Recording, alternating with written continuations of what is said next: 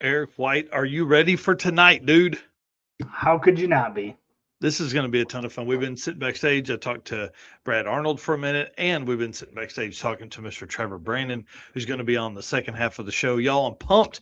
Episode 140 of this Drag Drive Repeat show presented by Summit Racing. Sick Week 2026 record holders, Brad Arnold and Trevor Branden. These guys just destroyed stuff down there, man. Destroyed records, not stuff, records. They didn't destroy anything in the cars. They're going to be our guests tonight. We're going to find out basically what it took to do what they did down there at Sick Week. It's going to be a blast. And then when Trevor's on, we're actually going to talk about this GTR thing because, man, I feel like there's enough fast GTRs in the GTR community to come over and do some of this. So we're going to hit him up. We're going to see kind of what that looks like and all of that. Plus, we do have our first update for the Drag and Drive World Champion Point Series presented by Summit Racing. We're going to talk about that as well. So, Mr. Eric White, will you hit the intro and let's do this thing? All right, let's go.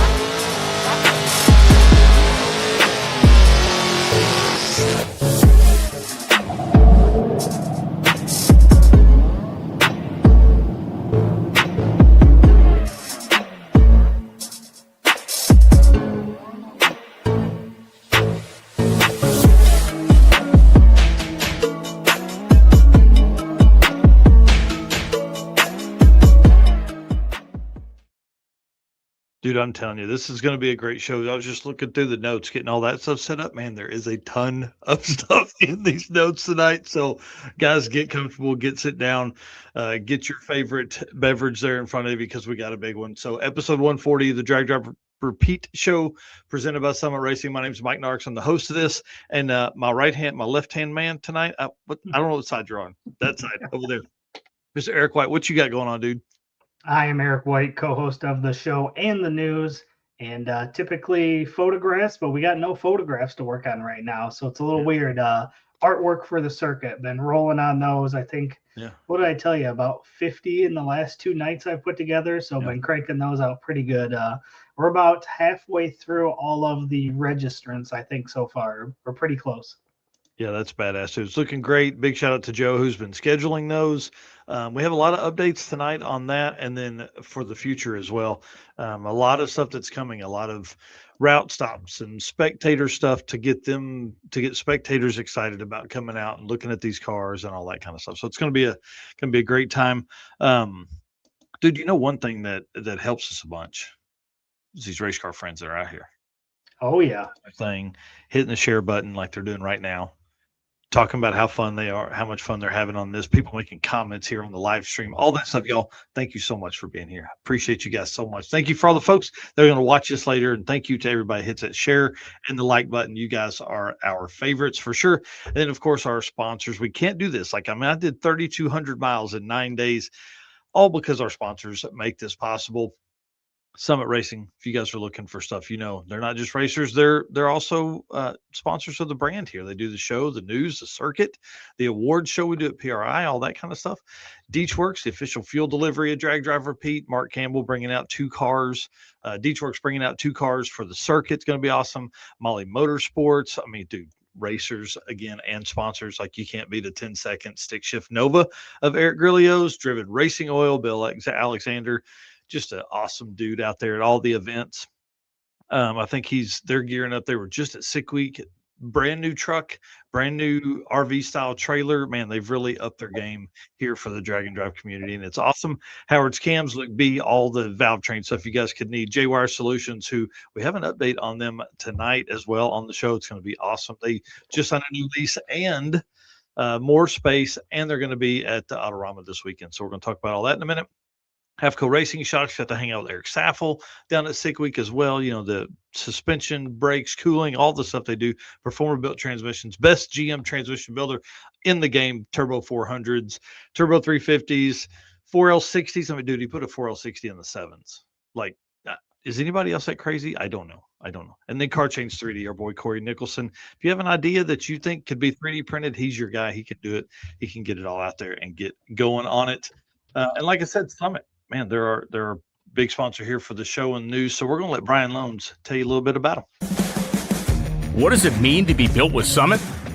It means you're hitting the autocross, drag strip, road course, trail, dirt, or open road with confidence.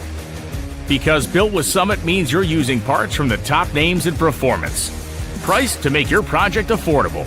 And it's all backed by trusted tech expertise and blazing fast shipping. Summit Racing Equipment. Let's build it together. SummitRacing.com. All right. Well, let's get into this thing here. Tom here saying Driven's got a got a 15% off sale going on right now. Yep. And whatever stuff isn't 15% off, you guys know DDR10 for extra 10%. Not an extra 10% on the 15. Let me put that out there. I said that wrong. Yeah. So, new lift blocks here. I felt like these would be pretty good for some drag and drive stuff. Tommy Dupree sent us these over today. These are brand new for Summit Racing website. These are Summit branded stuff too. This is obviously we know race ramps and we know all that kind of stuff has been really nice. There's a lot of companies that make these, but these being plastic, I felt like that would probably help on drag and drive because you don't need heavy weights like the 2x4s that are cut up and placed in a block. This would be good for the drag and drive trailer out back. It's not going to be super heavy, and it's going to be a way to get in there and get all the stuff you need. Hopefully you're not putting transmissions in and needing to be lifted this far up. Yeah, they say they come in 8 inches or 11 inches. Yeah.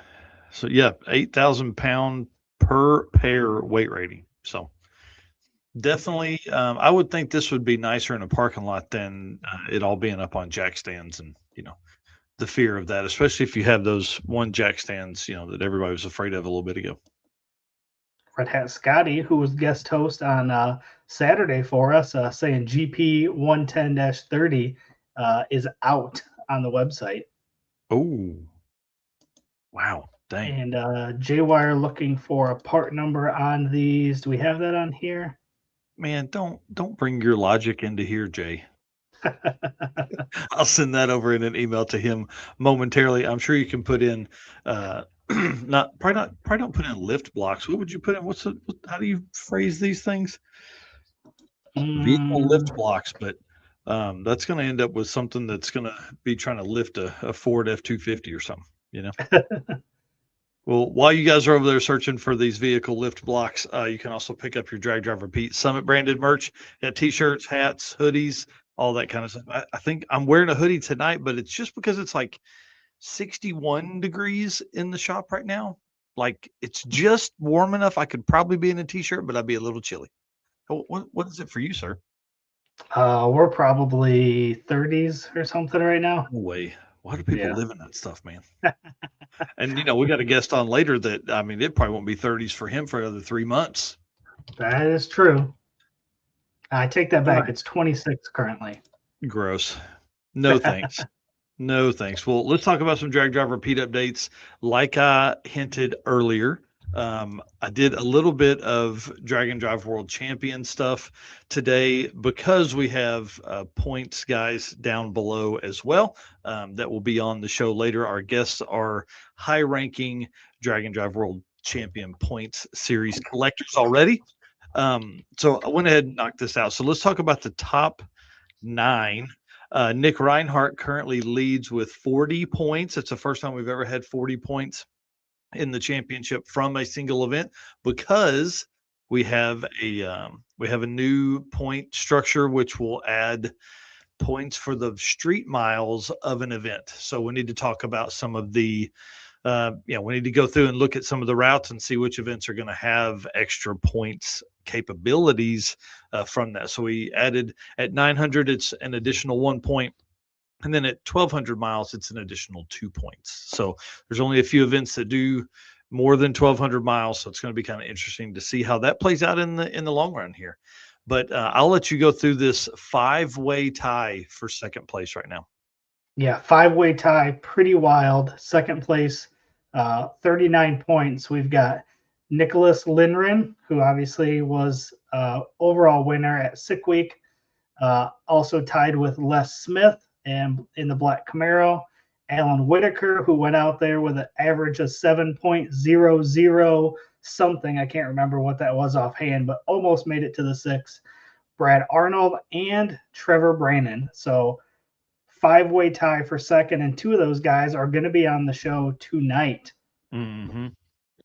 Yeah, I'm kind of excited to talk to those guys. And then a 3-way tie at 38 points. Miss Val Morris, and then Randy Fuller and Tanner Stover. Like dude, this year could shape up. We always see it, man. It always gets really tight. It's the first event of the year. What's interesting is I think there are some people in here that are going to do 2 or 3 events this year. One of our guests tonight is definitely planning on. They are already signed up for 3 events, and so it should be pretty interesting. Obviously, we haven't looked at the 850 stuff, but I know right now, our boys Randy Seward and Brian Acton are probably tied at the same points, whatever the points that would be for their class. Again, I didn't dig in too deep. I wanted to give you guys some of this stuff, but Randy Seward doing so well last year, tying Bryant Goldstone for the win in points. It's just Bryant was faster than him, obviously, to take over the overall win. Yeah. So can Randy Seward do it 3 times in a row and win the 8 championship? Josh here saying you should come up for the Firefox build they're doing for Tucker, who lost his car in the Kansas fire. Yeah, man, I've been watching that on the Rocky Mountain Race Weekers Facebook group page. That's been awesome, man. You guys are doing a great job. I have definitely been debating on making that trip just to come up and help wrench for a couple of hours or something like that. I need to start driving the old truck more. Need to get it out on the road and get some miles put on it anyways. And so that is definitely something I've been looking at for sure. But you guys are doing the Lord's work over there for somebody that was not planning on losing a car, ended up losing one, and the Rocky Mountain Race Weekers group is just such a great group of people. Yeah. So they're all coming together to build that. We'll feature that. We'll talk about that on Saturday morning. And we got Brandon Dollar here saying hit him up. He'd like to sponsor moving forward. So definitely appreciate that, no doubt. That's awesome. Yeah, Low Dollar Motorsports. We know all about them. We've talked about their stuff quite a bit. And you can also pick their stuff up at Summit Racing. So I've got a couple things out in the garage for my car from Low Dollar as well. And J-Wire here getting you that part number that you were lacking. And a good question here from Brian Anders. I thought this was really cool. How many people are on the top 100 for all 5 years? That's kind of a good point. That's a cool question. That up. I'm going to make that note right now. Lead us into the next thing here, man. Yep. Let me finish going through some comments here because I got behind. We've got tons of comments here tonight. Robert here saying, must you be a class winner to qualify for the championship? Nope.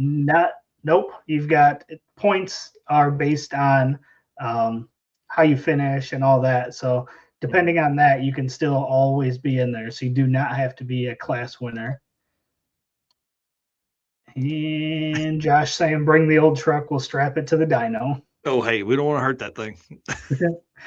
And then 3 locks in life: death, taxes, and Randy wins 850. Dude, that guy is an animal. He is an animal. All right. He has worked himself into a situation because he has set the record so low, it's going to be hard for him to ever beat him. Yeah. Yep. So let's see here. Notes we got on Mother Road Mayhem, but I do not think that's what you got here. Yeah, so this is Mother Road Mayhem. We are within the Motorama event. So it's a Motorama event is the main thing with the guys that run like the Ford and Shelby Nationals and all that kind of stuff. So it's a cars and coffee style car show, all this kind of stuff. And then we're also adding in the the Mother Road Mayhem Street and Strip Series. This is the first race of the Street and Strip Series for us. That is sweet. So registration is going to open up here real quick, March 1st with a $25 discount. So $125 early registration until March 19th. So you got a little over 2 weeks there if you want to get in that early registration. So again, March 1st through March 19th, $125. After March 19th, it will be $150. Yep. And again, single day event. And I'm going to sweeten the pot even more. I'm going to do a special drawing for two $50 Love's Travel Stops gift cards for early entry. I'm going to do drawings for 2 free tech cards at Tulsa Raceway Park for future visits. Somebody come in, test and tune for free. And then I'm going to do 2 swag packs as well for Drag Driver Pete. That is a pretty good deal on top of a $25 discount. Yeah. Hey, listen, this is I feel like this is going to be a great opportunity for us to bring in new people to the drag and drive world, right? They're going to be there. It's an open test and tune and all that kind of stuff. So they're going to be at the track already. Why not do a 60 to 80 mile cruise with us and kind of get that feel for drag and drive, that camaraderie, and then, of course, take that and go. I'm going to do the quickest car of the first event. Mother Road Mayhem is going to get free entry into the circuit. And if it is a circuit racer already, I'm going to give them their money back. So how about that? That's pretty big deal. That's a big deal there.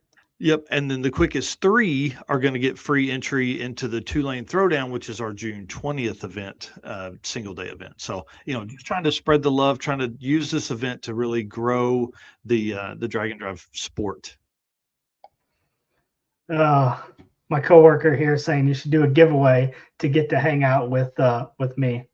Yeah. Listen, all you got to do is come to the circuit. He's going to be down here. He's going to be there. He's going to be 666 Drag Week, 6 Summer. Eric will sign things if you guys ask. Pay $5, but you give me the $5. I'll give it to Eric. Yeah, especially if you bring a Summit catalog with one of the photos on it. Yeah, that's exactly right. All right. Anyways, we're down to just 6 weeks until this event, and then 12 days after that, we are right on top of the circuit. So it's going to be a good one. I think it's going to be a great shakedown for some of the cars that maybe aren't quite finished yet, and they needed some time to put on the street and make some passes. What's the deal with karting at the circuit? Invite only. That is for racers and co-pilots. Yeah, racers, co-pilots, and road trippers only. Yep. Yeah, that way we don't have to fight away some public folks and all that kind of stuff.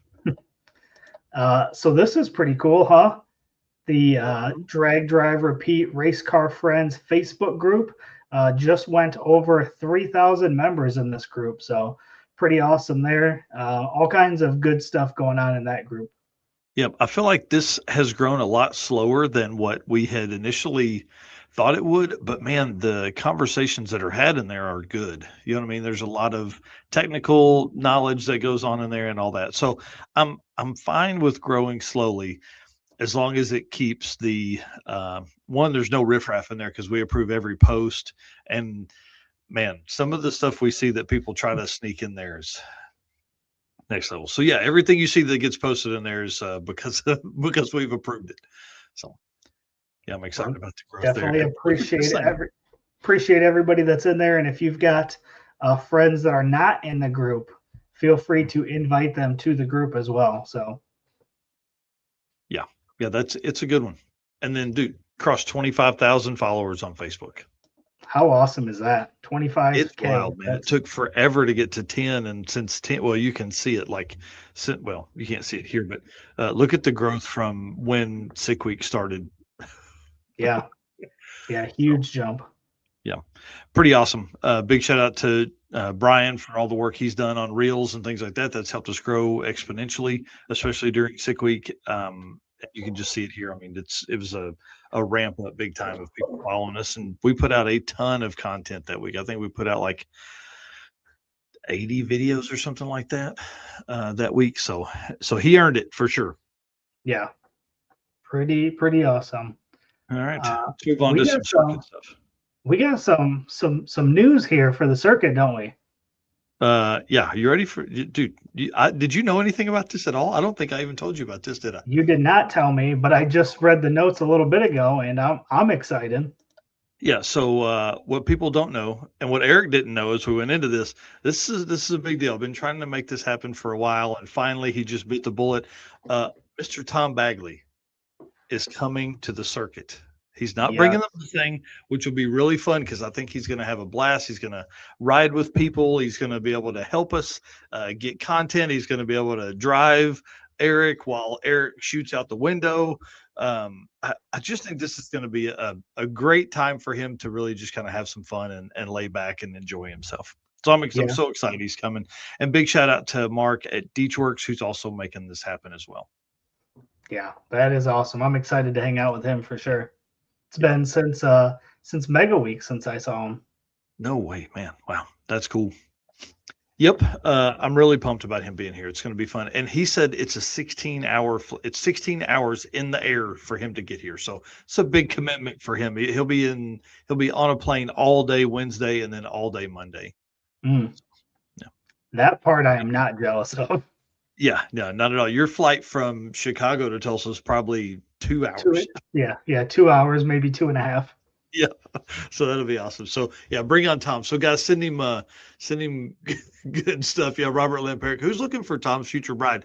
I'm telling you, we're gonna play the game of have you met my friend Tom? The entire time he's here.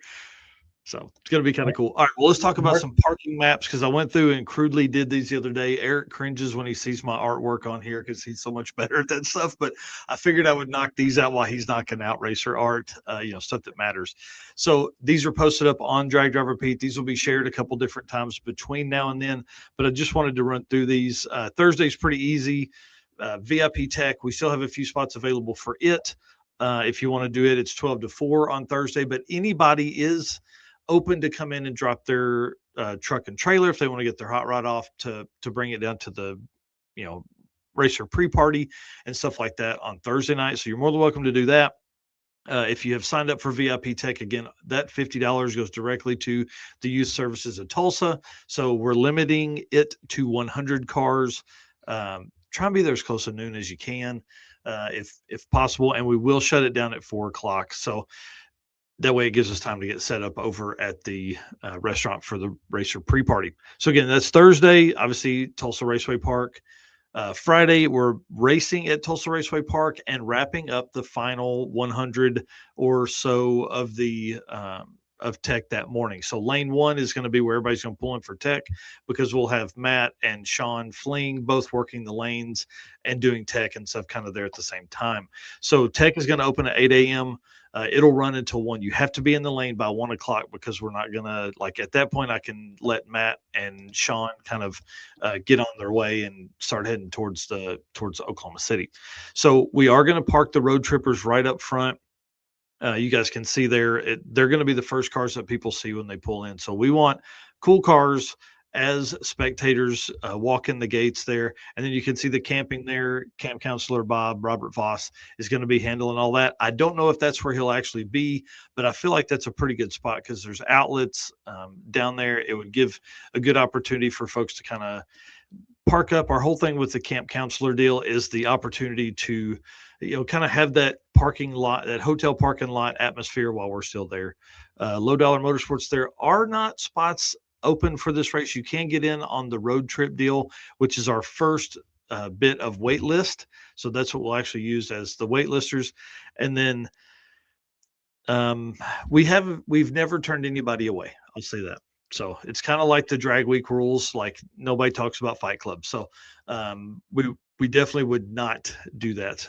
Robert Lamperick, there are results from previous, the circuit dnd.com gives you a full 24 and 25 real history. Before that, we were much smaller events. I'll get to 23 added to that sometime this week.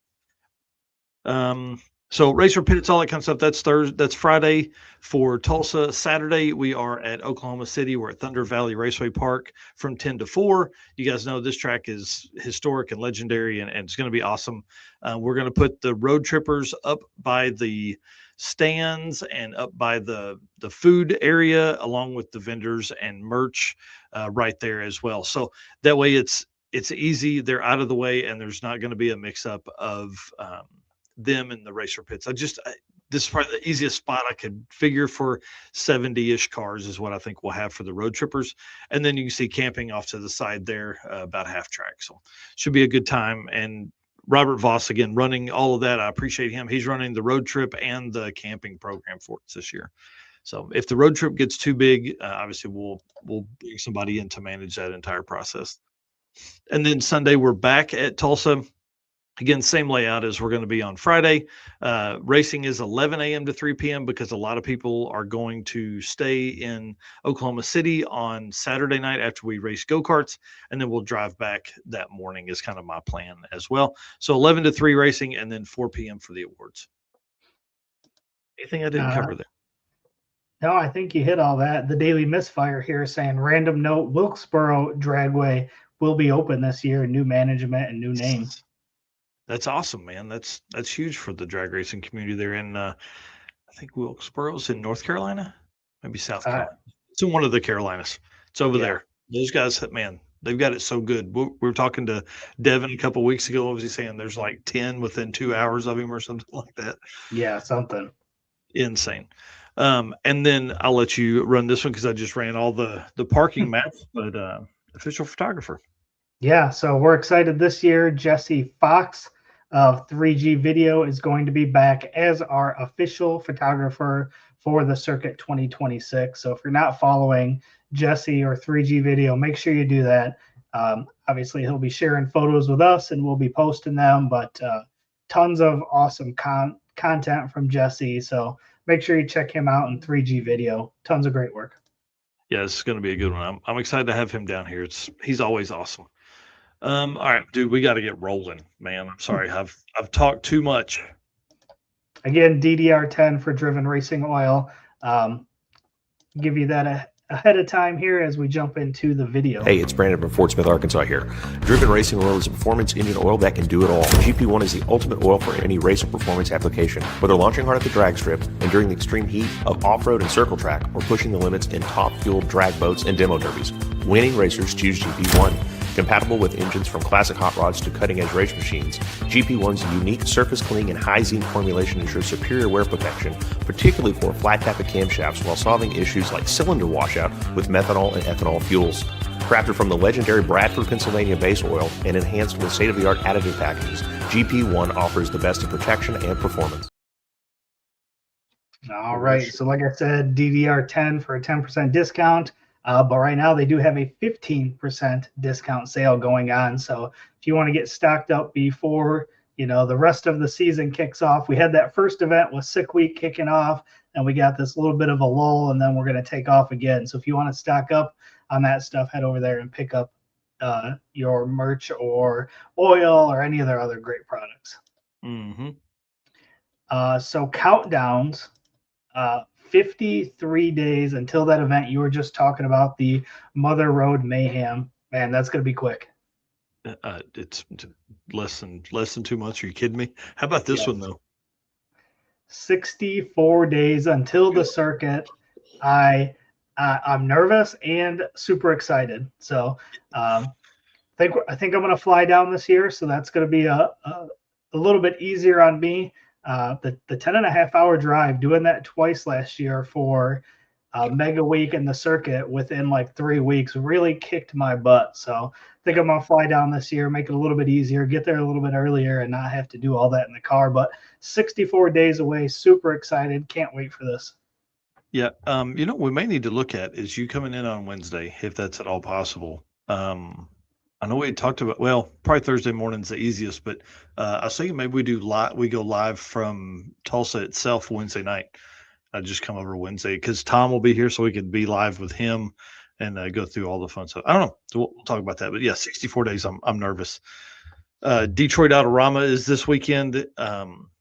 Lots of drag and drive cars are going to be there. It seems like a melting pot of drag and drive cars. So in the Summit booth, we're going to have Brian Acton, which, I put him in the J-Wire spot. Sorry, we'll talk about that later.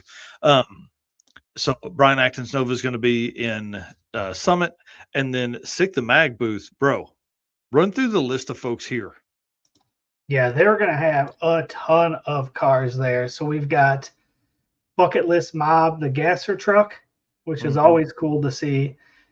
Chuck Stefanski's Pontiac wagon. Obviously, that thing is just gorgeous. Nick Cryer's 33 Ford, beautiful.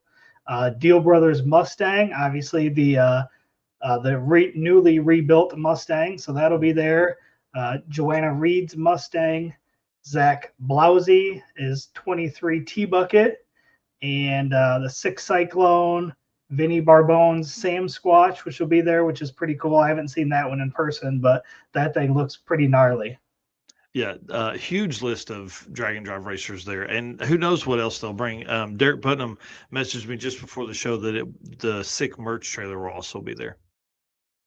Yeah, that's gonna be awesome.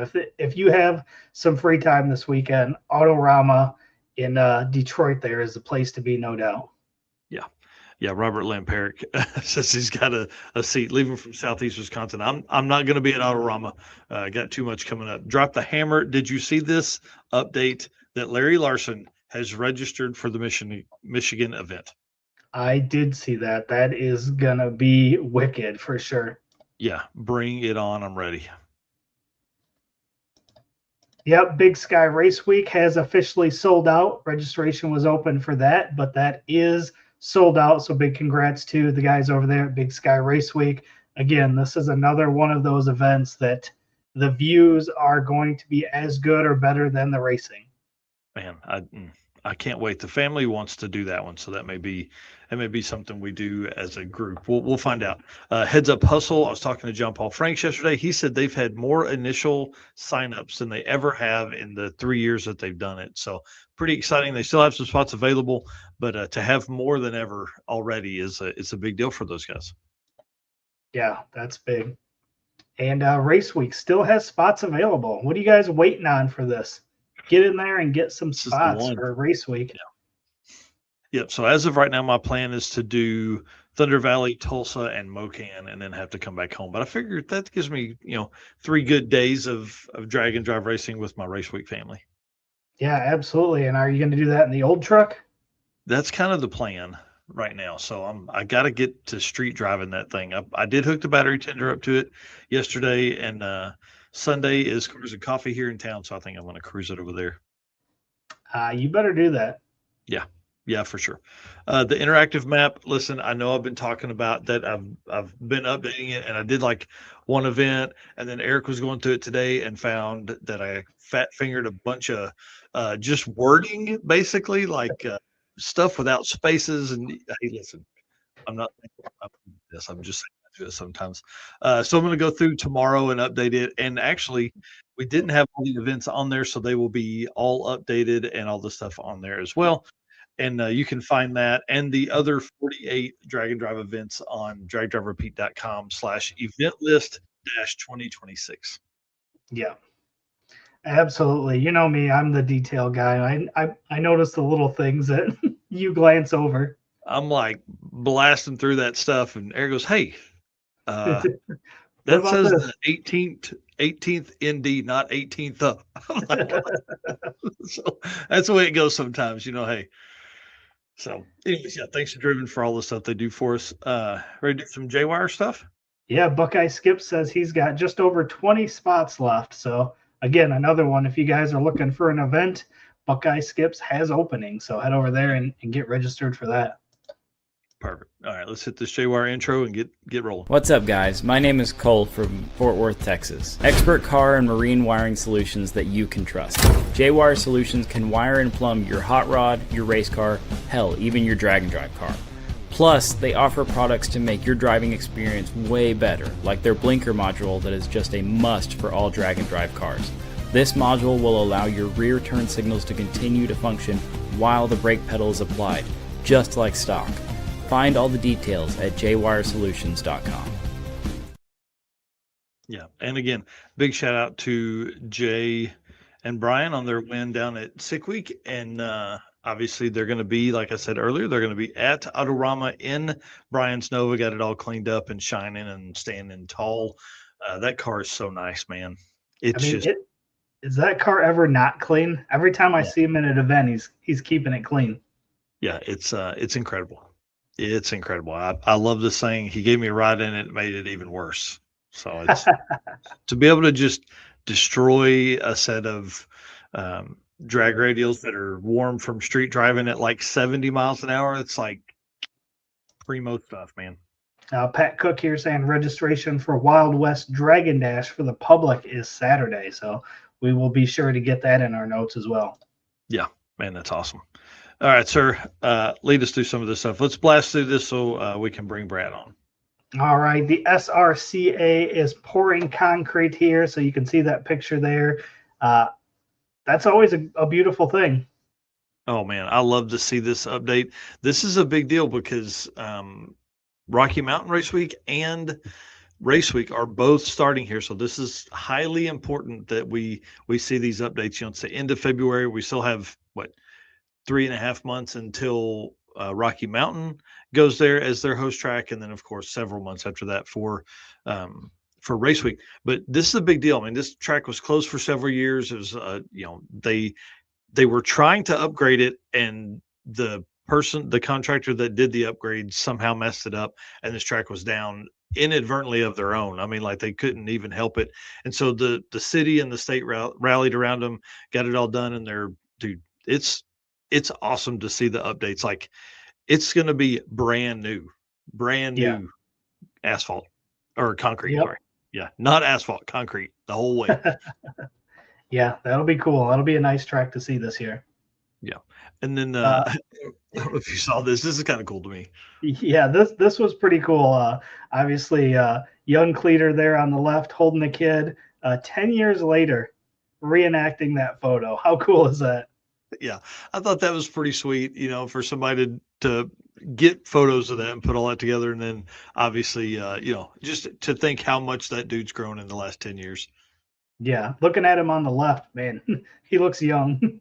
Yeah, that is for sure. He was young. Speaking of youngsters, how about Troy Steinke over here? Jackie Steinke, his mom, posted congratulations to all champions of D1, especially my dude Troy, on his Summit ET Bracket Finals Junior Street Race of Champions win. Dude, come on now. Come on. Look at that. Dude's up there giving a speech, full suited up. I mean, it doesn't get any cooler than that. So congratulations to him. Yep, that's pretty awesome. And Rick Steinke is in Florida right now for Little Gangstas and the honk if parts fall off. So good luck to him. That's fun. We know he can run 850s on the dot. So yeah.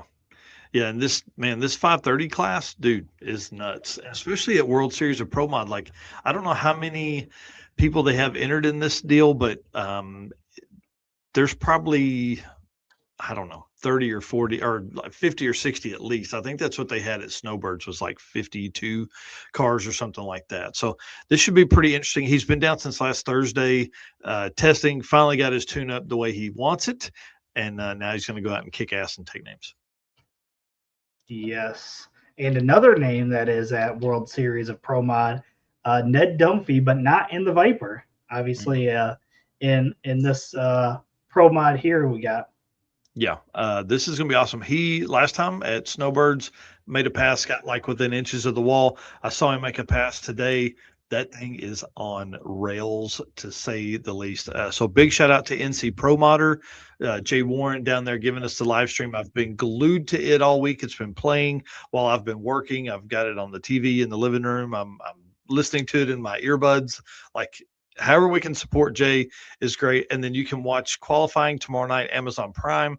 I know not a lot of folks that do Dragon Driver into Pro Mods, but man, I feel like it's obviously top of the list in door car type stuff. So Midwest Pro Mod, Midwest Drag Race Series Pro Mod racers are down there. So Luke Clevenger, Luke Carpenter, Luke Clevenger, I think is what he's posting on right now, is going to have all the updates from Midwest Drag Race Series. So racers, so be watching for that as well. Not the other Midwest drags. This is Midwest Drag Race Series, Midwest Pro Mods for folks that don't know early on.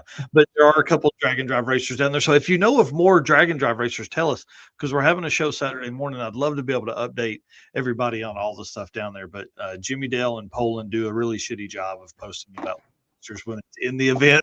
So we don't have a list. We don't know who's doing what. So we're relying on our drag and drive racers that are down there to help us out.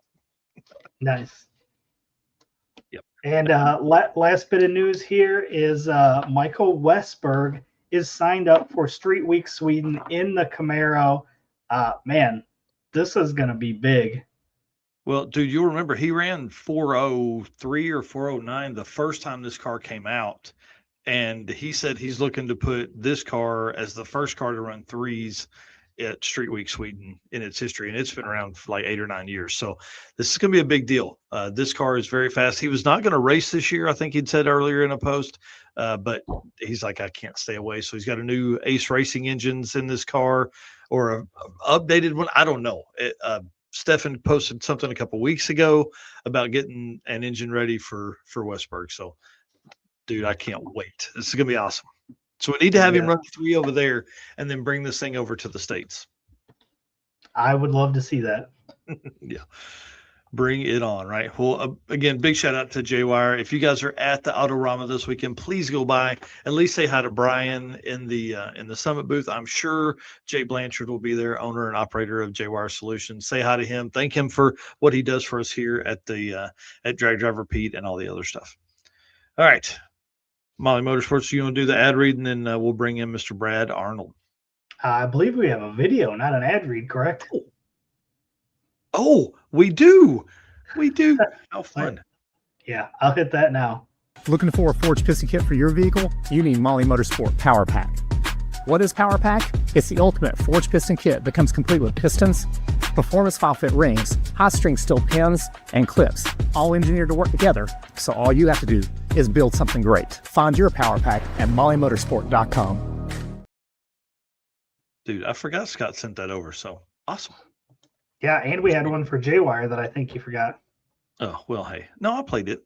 Did you? I played it, yeah. All right, well, let's bring in Mr. Brad Arnold. We can fight about that later. We'll go back and rewatch it. Mr. Bradley Arnold, what is up, dude? Tell us. How are you guys?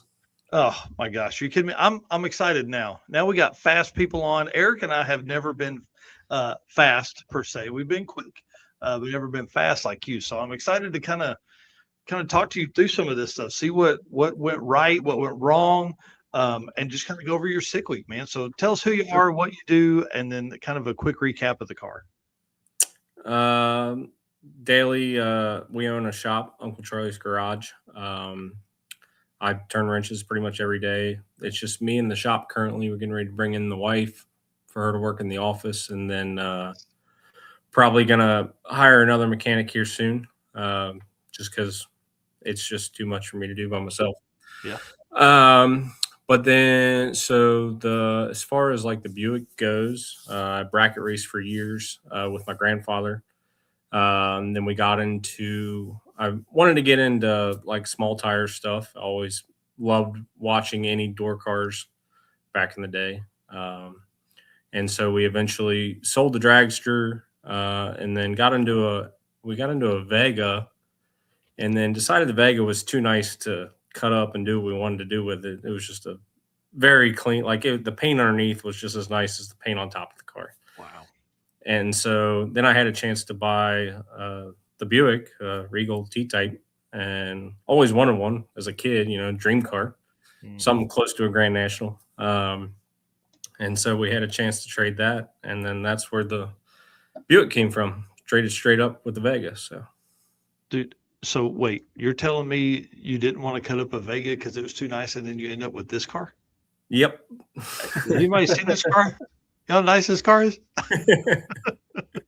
Yeah, this thing's awesome, dude. Wow. Man, great stuff. Big shout out to the photographers that were down at Sick Week. Your wife sent these over here a few minutes. Kate, sent these over here a few minutes ago so we could run through these. Oh, we can't show that one yet because we want to talk about that in a minute. But all right, well, you had an incredible Sick Week, man. And I want to dive into that just a little bit here. Let's tell us first though, what's the drivetrain in the car? Currently a Low Dollar Motorsports 434 LSX 6-bolt combo, strapped to a RPM Turbo 400, PTZ converter. Nothing special. That converter is I think 8 years old or something. Somehow it still works.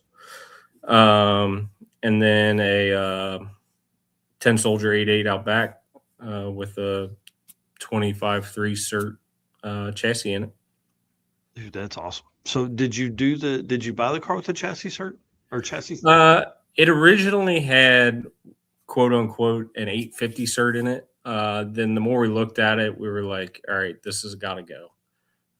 Because it was subpar to say the least. I don't know who built it. I just purchased the car with it. So we eventually, me and Brad and Jason at 10 Soldier, eventually cut that cage out, put an 850 cert in it, and then quickly realized that the 850 cert wasn't going to take us very far.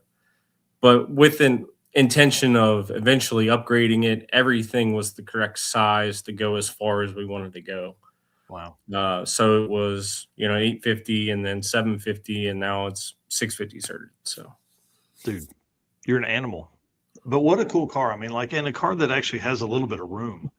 Sometimes you start putting all those bars in, the car gets really, really small. This car, I feel like could, it's probably still small inside, but no, it's super comfy. It's pretty relaxing to drive down the road. I mean, it's easy getting out of. The doors are 4 feet long or something. So yeah, they're long and heavy.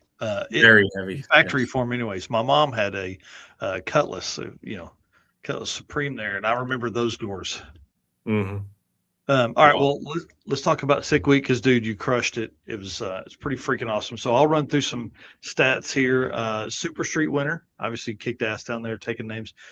New record for that class for Sick Week, obviously.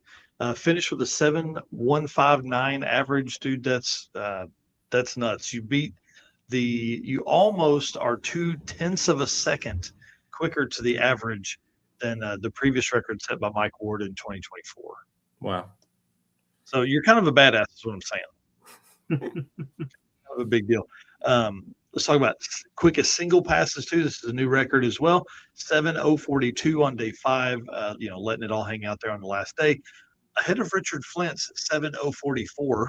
So did you see that and go, hey, listen, we got to turn it up. Give me 0.3 more boost or something? What happened there? Well, actually the 704 pass,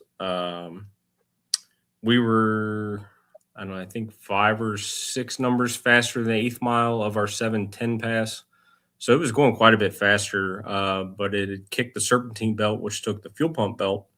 And so it laid over, I don't know, somewhere 1,200 feet, 1,300 feet, I don't know, somewhere down there on the big end. It laid over because it lost all fuel pressure on the big injectors. So it was only a 704, but it was only at 190 mile an hour. So from the previous 710 pass, it had lost at minimum 7 mile an hour. Yeah, that is one thing I noticed. You were like Richard was running, 200 plus, and you were getting there quicker than him. I felt like. Oh, well, I mean, he's probably quite a bit more aerodynamic than the old Buick Brick we're trying to shove down there at 200. So. Yeah, he may be a little bit lighter too. I don't know. He said it was still, don't quote me to it, 3,300 pounds. So we were comparable to weight. That's awesome. I figured that car would be heavier than that. Yeah, well, that's what we thought. Well, we thought it would be lighter, but yeah. But it ain't. All them bars, man. Time you add bars, it's bad. So that takes the new single pass record for the class at Sick Week from a 714 down to a 702. So another 1/10 of a second quicker there as well. So, I mean, you're just kind of a badass all around. That's what I'm saying. Well, we're going to kind of go through your Sick Week progression here and kind of tell us how that went. So on day 1, you were the quickest with a 7.278. So obviously quickest day 1. Day 2, you ended up the 3rd quickest with 7.196. And day 4, 2nd quickest with a 7.123. So overall, with everyone that submitted a pass on day 4, that was a 7 something. And then day 5, your quickest was a 7:042. So kind of going through that, like, how did that week go? What were things that went right? What were things you kind of struggled with? So I think it was, so to roll back a little bit, the combo was presented to me from Low Dollar, and he asked, hey, do you want to run this combo? Let's try to go fast. Absolutely. So we put it in the car. We had 0 passes before showing up to Florida. I mean, the thing had idled and warmed up, and that was it. It got put in the box, went to Florida. I literally retorqued the heads when we got there. That was just, and then we street drove it just to check everything over. And then we made our day -2. We made our first partial pass just to the 1-2 shift, lifted, everything looked good, came back, and then we made a second pass, and that's when we lost the throttle body screw. And so then the next day we had the cylinder head off, trying to clean up the piston, clean up the head, put all that back together. So that's what led us into the 727 pass, because that was our first full quarter-mile pass on the combo altogether. What are you saying? That dude, that's insane. That's insane. So your first full pass in the car is a 727, and it's the quickest on day 1. Yeah. Nuts. So this photo here, are these pulling the screw out? What's going on here? Yep. So that's if you look to the top right of the piston there, that number 8 piston, that's where it decided to embed itself into the piston. Nice. Yeah. So we cleaned all that up, made it to where we knew it would be okay, and put it back together. It'll survive some almost 200-mile-an-hour runs. It's fine. Yep. Yeah, and it did. Yeah. So day 2, it's funny when we looking at the numbers. It's like, oh man, you go from, being the quickest on day 1 to now you're the 3rd quickest. But dude, you went faster, but everybody else went faster as well. So why the difference at South Georgia? Let's see, South Georgia. So that was actually, so at South Georgia, we actually had an issue with, we had pushed the rocker stand off of the cylinder head and pulled the threads out of the head. So another pass that it laid over prior to getting to the finish line. Luckily, 719. Yep. Yeah, it laid over. I don't even remember what mile an hour went on that pass. But it did lay over quite early in the pass. And then I heard a noise as in the shutdown. So shut it down, push it back to the trailer, or back to the little trailer, I guess. Figured out what happened. So we tore everything down, and I scrambled. I think I ran over to I talked to the Melling guys, and I talked to Summit, and was able to put together 8 bolts that were longer to bolt the rockers back into the head to make the drive. Wow. And then that got us back to Bradenton, where we could fix it on our drive day prior to running at Bradenton. Man, that's crazy. So that's what I love about the drag and drive community, is like the fixes that are there, and you're like, it's fine, it'll drive. But yeah. Let's run through these. So we know you're 3rd quickest with a 719. 2nd quickest Richard Flint with a 716. So you and him are battling it out at this point. And then Boudreaux comes in and just throws a hammer down, 710. So the top 3 in the class are still within a tenth of each other on day 2 there. So it's pretty. I didn't do the averages based on that, but because I think it was off a bunch. But day 4, you talked about the day 3 repair.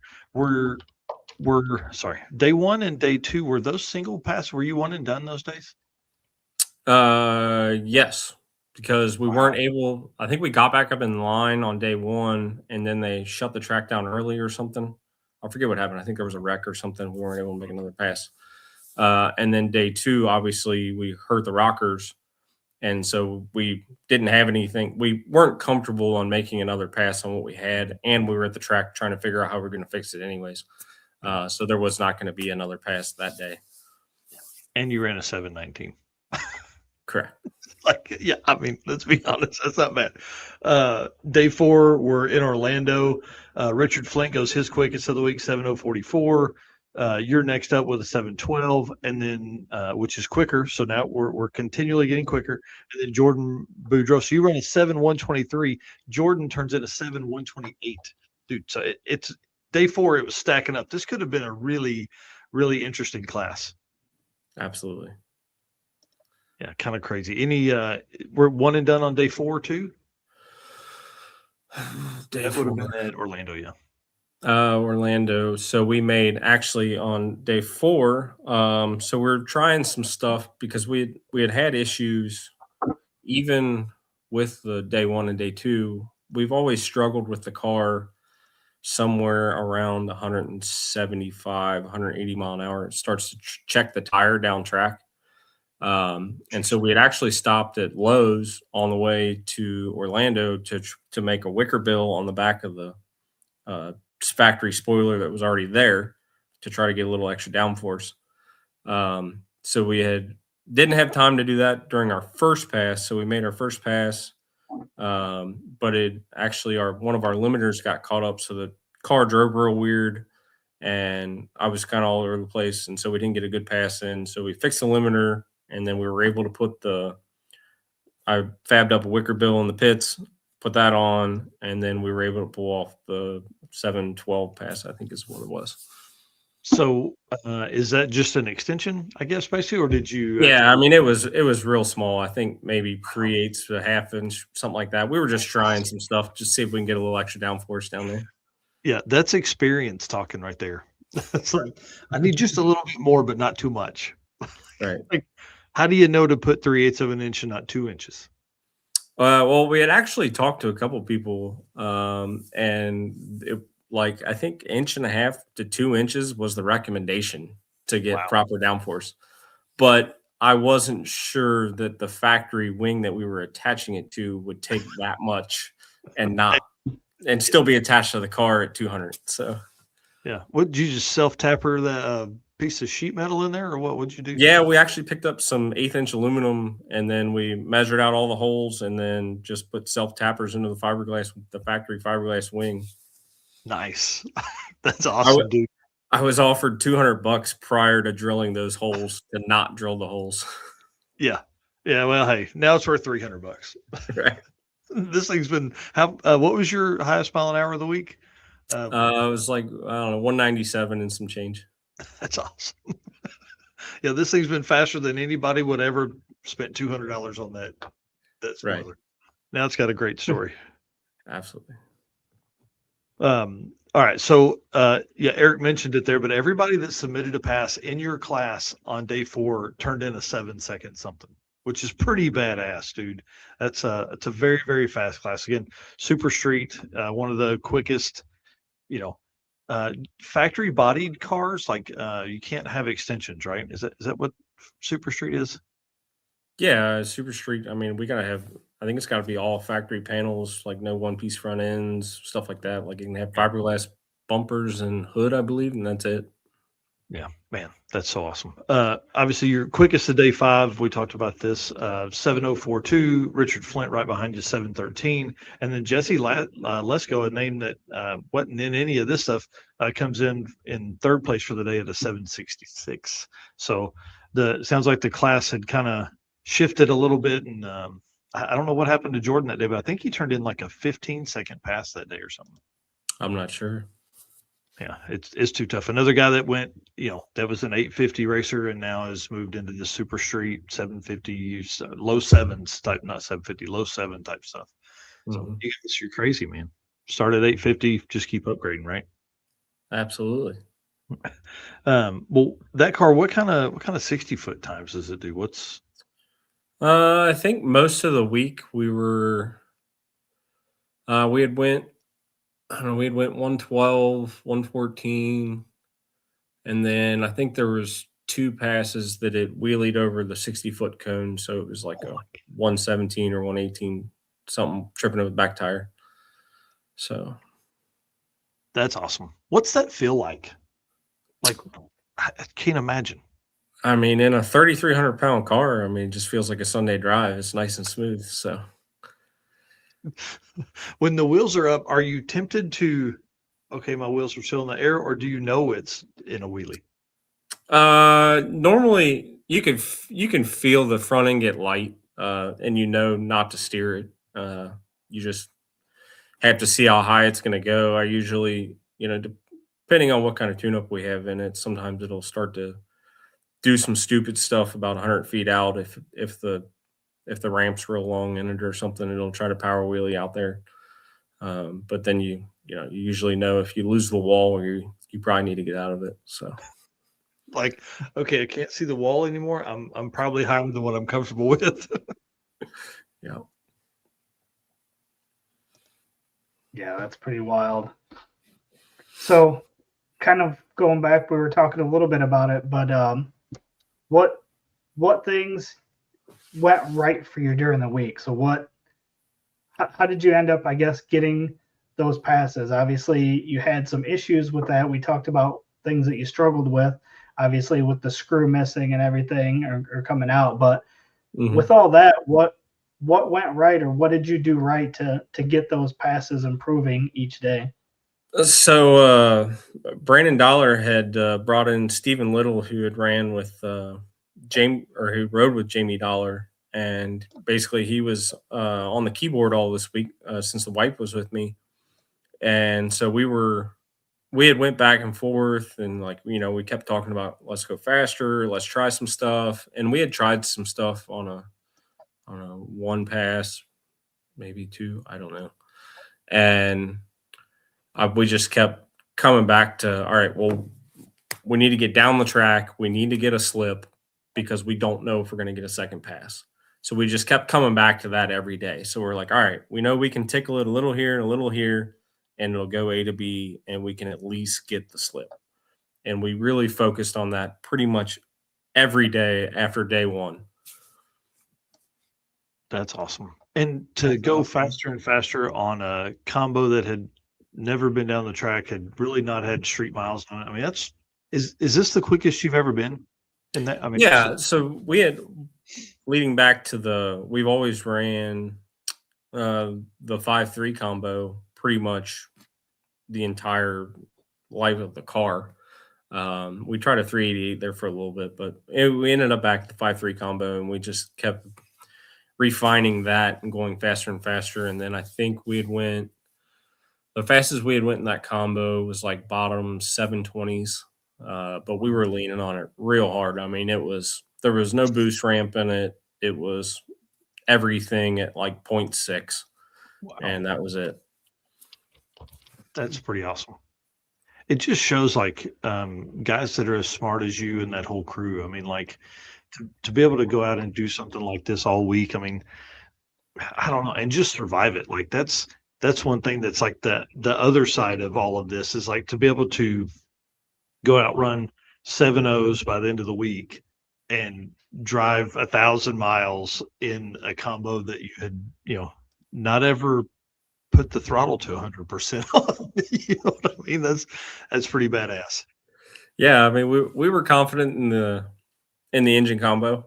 We knew we could do it. It was just a matter of, we had a couple setbacks, but we overcame them and just rolled on with it. Just let it roll off our shoulders. So, yeah.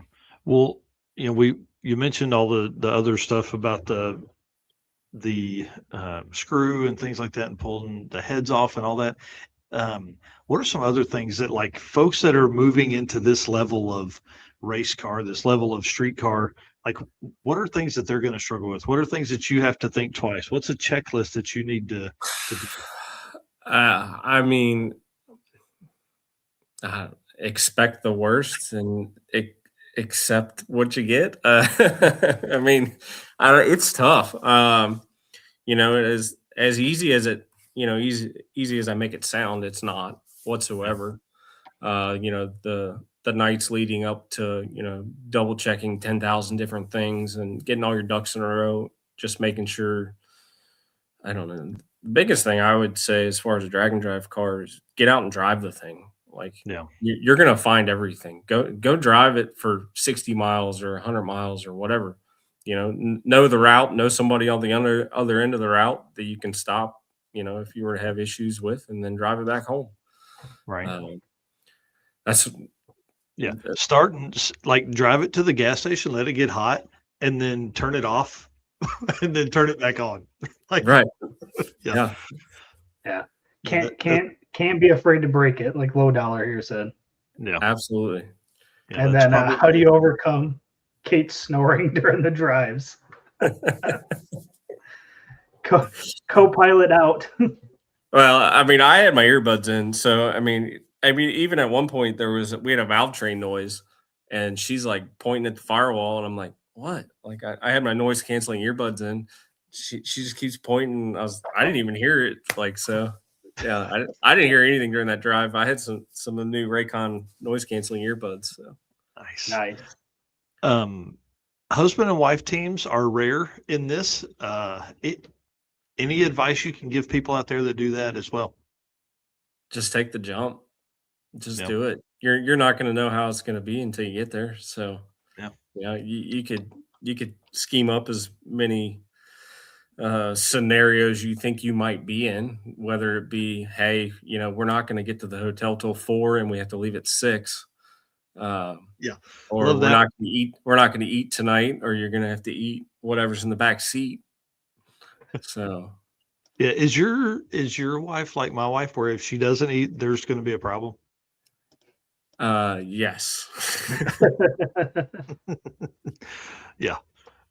Mine has said, she's like, I'm not doing one of these with you, because if I don't eat, there's also a problem. Like, I'm like, hey, I'm Right. I'm grumpy, hungry, and the parts are broken. Now we're in Mhm. that trifecta. Right. Yeah. Yeah, I'm terrible about eating. So I mean, if I got on the road and was, out there for 12 hours and didn't eat, it wouldn't bother me. But yeah. Man, that's cool.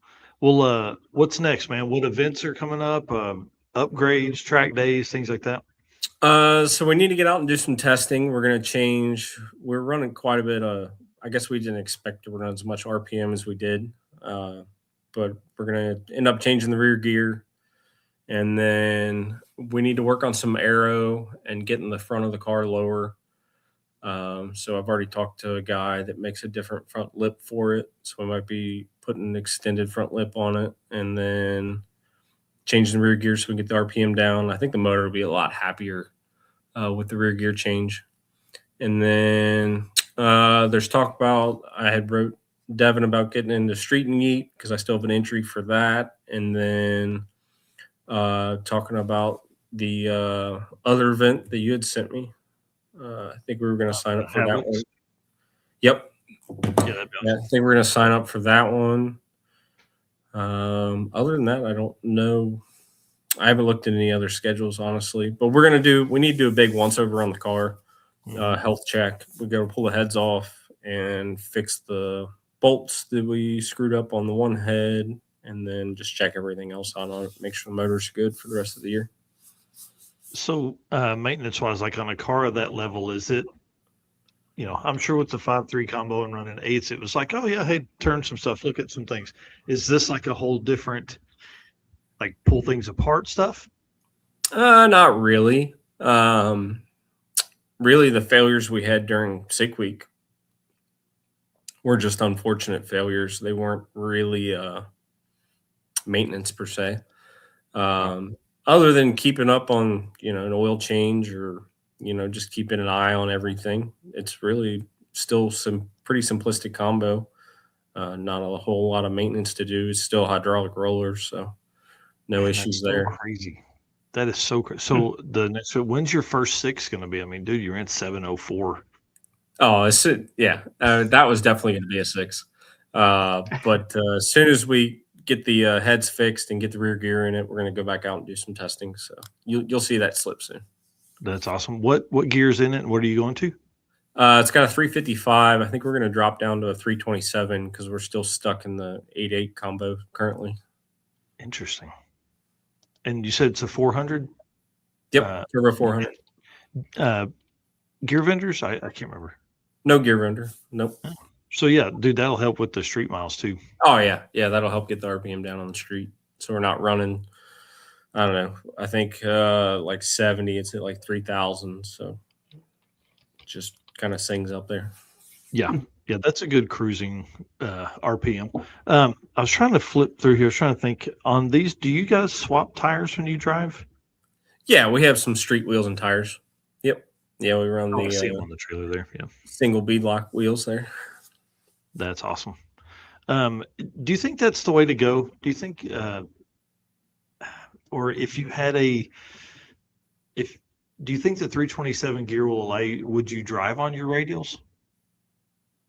I don't like driving on the radials just because I don't like breaking down the sidewall. But I mean, if there was an event to where I wasn't allowed to have a trailer or anything like that, absolutely, I would do the whole. I would not question doing the entire event out of the trunk. So Yeah. Low Dollar here said, ask him how many RPMs he spins that steel rotted 430 combo. I think I don't know, the last pass was it was before. I think before it laid over, it was at 8,750 or 8,800. Good Lord, dude. That's awesome. So That's up it's there. getting up there. Yeah. And sorry, what's the turbo setup on it? Currently, we're running Force Inductions 102. Man, the Lord's work. That's awesome. Yeah, big stuff there. Yeah. Bigger than anything that you and I have. Yeah. Yeah, I think two of mine fit in that. That's cool, man. Well, hey, listen, thanks for coming on tonight, dude. I appreciate it a whole bunch. Thanks for having me, guys. It's gonna be a fun one to watch. You know, it's funny, like once we start kind of paying attention to something, we talk to somebody for a little bit, it's like, oh man, Facebook is an amazing thing. It just keeps showing us your stuff, you know. So we'll be looking for that 6-second time slip coming up, I'm sure, as the first time you're out. Yeah, absolutely. Yeah, we're gonna make that happen real soon. Yeah. Where can people follow you, see all the updates, all that kind of stuff? So we have the my personal Facebook page, just Bradley Arnold, and then we do have a YouTube that we need to get back on adding stuff to. On Uncle Charlie's Garage is our YouTube. That's our shop. Sweet. All right, make that note here. Let's add that one to my list of ones to watch. I probably should be watching that already. I mean, sorry. We've been slacking on the videos lately, so it's tough, man. That's the life of dude building stuff, driving stuff, and there's no time to edit stuff. Right, absolutely. Yeah. Awesome, man. Well, again, thanks for coming on tonight. Congratulations on just going out and kicking ass at Sequel. Thank you. Man. It's awesome. New records, single pass record, overall average record. Dude, just total chaos down there, man. It was a great job. Thank you. Yeah, hopefully we'll see you at Havlic's too then. Yeah, that's definitely a plan. We had already chatted about it and put it on the calendar, so we need to get signed up for it. Cool. Bring it on, man. We'll see you there. Sounds good. All right, later. See ya. Thanks. All right, dude. We need fast cars. I don't have the money to maintain a fast car or the money to put a fast engine in my car. So, yeah, hey, that's the way it goes. Me either. But it sure is fun to talk to folks that have stuff. It is fun. It is fun to talk about it. I live vicariously through the guys with the fast cars. That's what we do here. Well, and like his car too. I mean, it's just so clean. Like, my affliction with Brian's Nova and those 850 cars. His car fits in that too, where it could be parked in a parking lot and people are going to be like, wow, that's a nice car. And then it goes out and rips off 200-mile-an-hour passes, you know? Right. Let's go. Yeah. I'm in. Well, big shout out to the guys at Molly. Again, not just sponsors, also Dragon Drive Racers. George Wright runs a NA 700 plus horsepower Mopar setup. Eric Grillo runs a stick shift Nova that runs 10 O's like clockwork. Out there doing it with the Rocky Mountain Race Week family. So appreciate them and all the work that they do for us and with us. So. Yeah. And Barry Cook saying, as someone that's building a new fast car, hopefully don't do it. Hey, listen, 12-second cars are a blast, man. They'll do long burnouts and all that stuff. If the old truck will run in 11.99, I will be happy for the rest of my life. There you go. Well, again, appreciate all of our race car friends for tuning in so far. Obviously, great conversation there with Brad. We got more conversations coming up with Trevor. So hang in there. Again, appreciate all of our race car friends, all of our race car friends members. And again, just looking forward to seeing our race car friends here. That's kind of this time of the year. Just it sucks. There's no races. So I'm excited to get out and see some of our race car friends again. And of course, our sponsors, again, can't do what we do without these guys. We've got affiliate links, we've got discount codes, we've got contacts of these companies. If you got questions, reach out to us, we'll get you in contact. But again, appreciate all of these sponsors: Summit Racing Equipment, Deechworks, Molly Motorsports, Driven Racing Oil, Howard's Cam, J-Wire Solution, AFCO Racing Products, Performer-Built Transmission, Car Chains 3D, Power Tube TV, WAF Racing, Sweet Patina, and Racing Junk. And What does it mean to be built with Summit? It means you're hitting the autocross, drag strip, dirt, or open road with confidence. Because built with Summit means you're using parts from the top names in performance. Let's build it together. SummitRacing.com. Sorry about that. Just cut you right off. It's all good. Just a reminder that we got our Race Car Friends membership group. And again, we've got, we're raffling off entries to different events. So again, if you guys haven't got in there, if you're interested in doing it, fill out that form. Make sure to put your interest in those events that you want to attend. And we're going to continue doing raffles throughout the year for those free and well, not all of them are free. I think most of them are free, but a guaranteed entry into specific races throughout the year. All right. Deechworks, again, the official fuel delivery of Drag Drive Repeat here, the leading manufacturer of high-performance fuel system components. The DW product line includes fuel injectors, pumps, fuel rails, regulators, filters, lines and fittings, surge tanks, and pump modules, all engineered to support power levels ranging from 400 to 3,000 plus horsepower. With a focus on engineering excellence and industry-leading customer support, Deechworks continues to drive the future of high-performance fueling. And of course, you guys know they're going to be racing 2 cars at the circuit. They are going to do the racer party for us, so you can thank them for the go-karts and pizza. I'm so excited about this. It's going to be an absolute blast. And a big shout out to Deechworks. They're also helping get Tom Bagley here from the UK for the circuit. They've fully dove into the drag and drive community and are here to stay. They love it. So, but tonight, Appreciate all of them. This segment, we're going to talk to Mr. Trevor Branden, who we're going to bring on right now, the world's quickest drag and drive GTR. Another badass on the show tonight. This is we were talking before the show, and I hope I didn't get all your good stories out, but man, you had some great ones before the show. But I want to start for the folks that don't know, if they've lived under a rock, who you are, where you live, and then what you drive. From northern Canada, west coast. I'm about 7 hours north of Canadian Chuck Norris, Rich Guido. So I'm a little bit north, not Rovic north, but pretty much in between the two. 7 hours north of Rich Guido is a long way up there. That's crazy. Well, I'm going to show a picture. I want you to kind of give us just a brief history of the car there. Obviously, everybody kind of knows the GTR from what I was saying there, but tell us just a brief history of it, because we're going to dive into that deeper later. I've had the car almost 16 years. Me and my wife, we do rallies with it, like Cannonball Run we've done. Dust Ball Rally is one of them that we've done. We did a lot of stuff with each other in the car. I put a ton of miles on it, like 200,000 miles. I would say since 2015 is when I started putting power into the car. I did a built motor and transmission, lightly built motor. I competed in Texas 2K from 16 to 20. So I've done some big events. The car has been West Coast, East Coast, Yellowstone National Park, Grand Canyon, El Paso, the Redwood Forest. We've taken that car everywhere. How cool. Yeah, Texas 2K, you were telling some of those stories earlier. Yeah, my first year at Texas 2K, I actually drove the car there in 16 from Canada, and that's in March. So I drove it there in winter tires. I did the event. I ordered rims and tires, but when I got there, they were the wrong offset. So I actually raced Texas 2K on winter tires the first year. Oh wow. Dude, what? Yeah, that was it was pretty wild. We did that, and then drove Yeah. straight home from there because I had to get to work.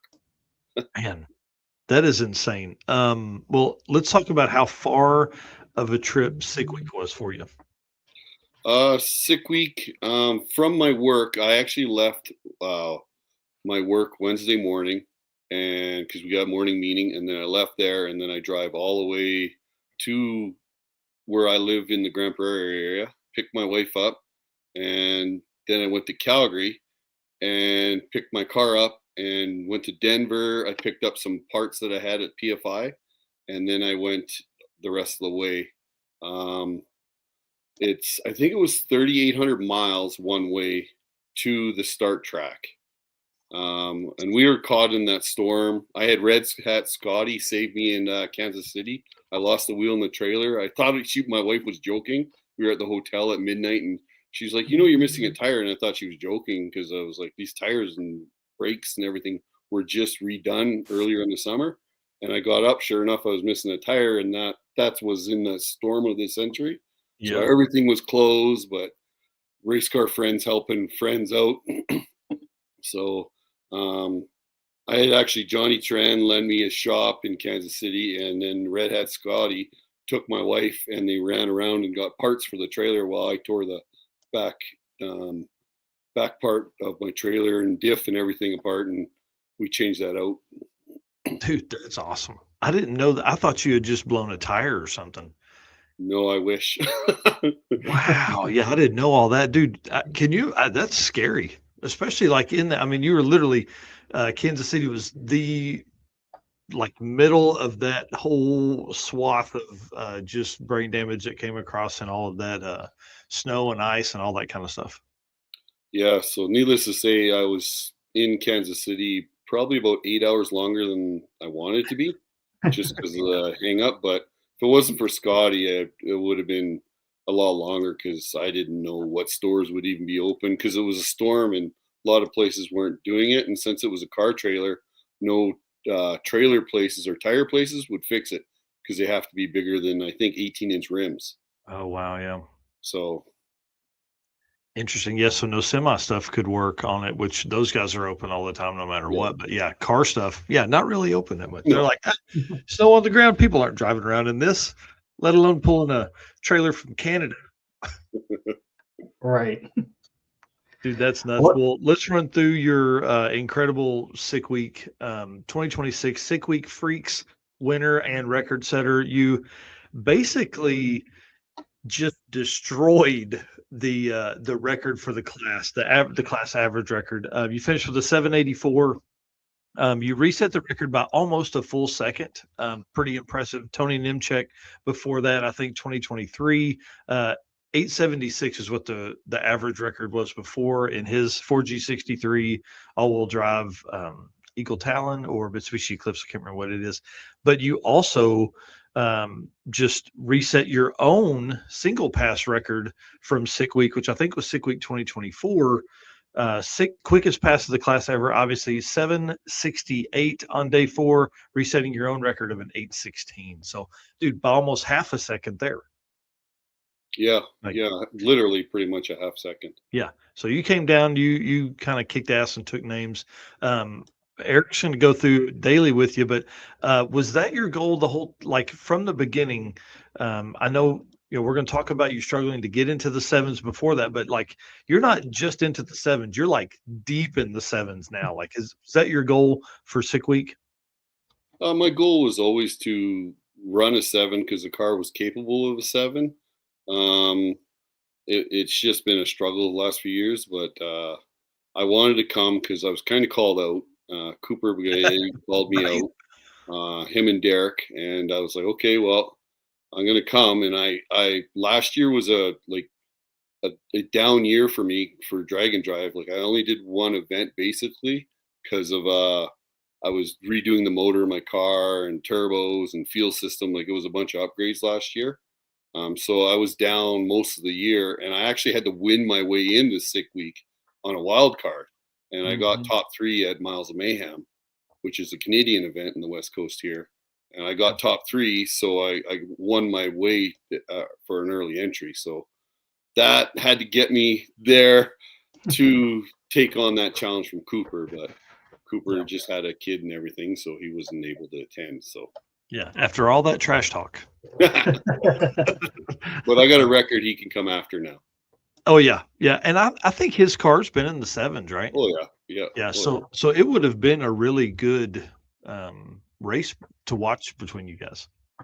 Oh, it would have been a blast. I was trying to get J-Rod also from Oklahoma to come with his Supra. I wanted the sick freaks to represent and have 5 or 6 7-second cars was my ultimate goal, because I wanted to put on a show that say, hey, us little oddball motors and engines, we can represent. Like Wyatt ran a 7 in his diesel. Yeah. On day 2, like me and him were neck and neck after day 2, but wow. So yeah, he didn't do as well through the rest of the week, but No. that's okay. That's the way it goes. So he goes at the level of power you're at and he's at, especially with that diesel truck. I can't imagine what his truck weighs in relation to going that fast. Well, kind of like Mike said, we're going to work through your weekly progression, kind of like we did with Brad. So on day 1, you were the quickest in your class by 0.2 with a 7.278. Now, was that a one and done pass? No, that was my I think I've got the time wrong there. Hang on. Sorry. Uh-oh. What'd you run on day 1? 772, I think, or 773, something like that, I think, or 6. So I think I missed the second 7 there, Eric. Sorry about that. Oh, gotcha. All right. So it wasn't one and done on day 1 then? No, I went Sunday for tech and testing. I got 1 test pass because, like I said, I did all these changes on the car. I actually had one of my best 60-foots ever, and then it wouldn't shift a second and fell on its face. So on testing day, I thought it was just shift points were not set right, being that I'm running way more power. So the next day I was in lanes to get tested, but there was, all the weather and cold and the crash and everything. So they ended testing early on Sunday. So Monday was first round, and the first round I did the same thing.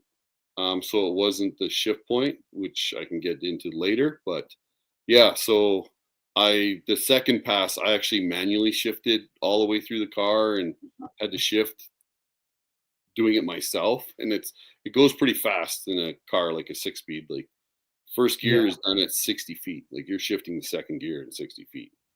So yeah, that's gotta be wild. Yeah, I bet. So that was day 1. Mike's got the number here now. So it was a 731 is what it was for day 1.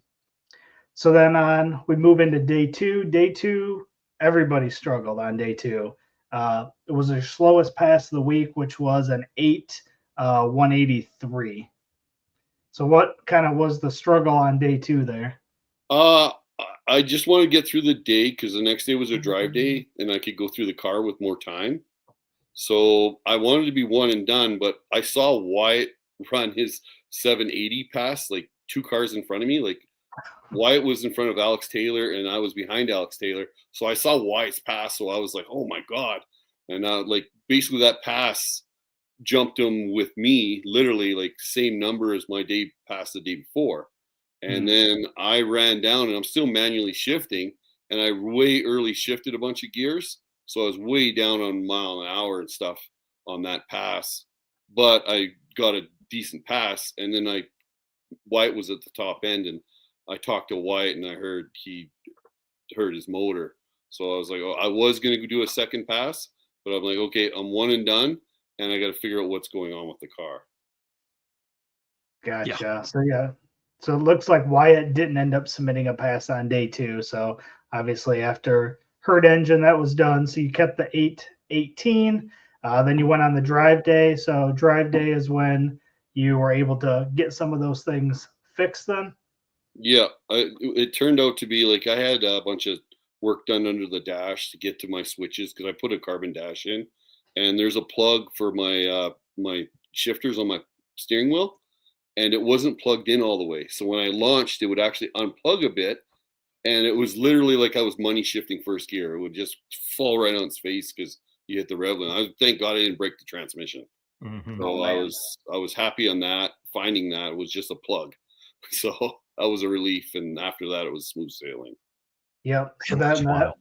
puts us at day 4, which was your best pass of the week, was a 7,688. So at that point, after you fixed that plug, at the time, were you certain that that's what it was, or were you still going into day 4, kind of wondering if it was going to happen again?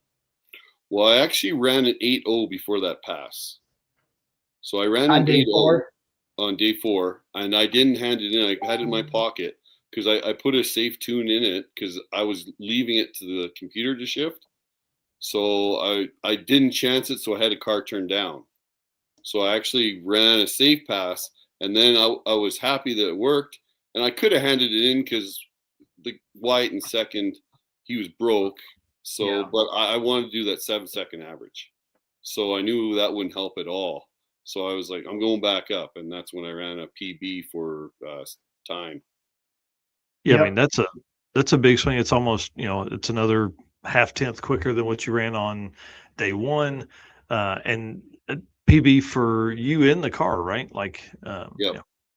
That's how fast as I've ever been. Not mile an hour wise, but my fastest time down the track. That's awesome. And then that gets us into day 5.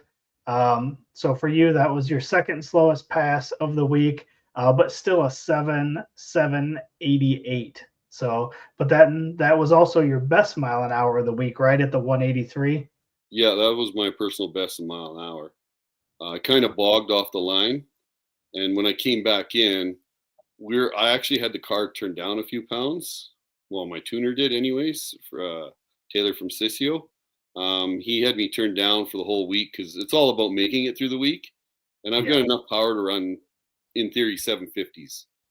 And so I had it turned down, and then he asked me, do you want to turn it up on the last day and go for it? And I'm like, well, in my mind, I wanted to, but I already won the class. I set a record, but I'm thinking of the long term for the next, bragging rights and other events I'm going to.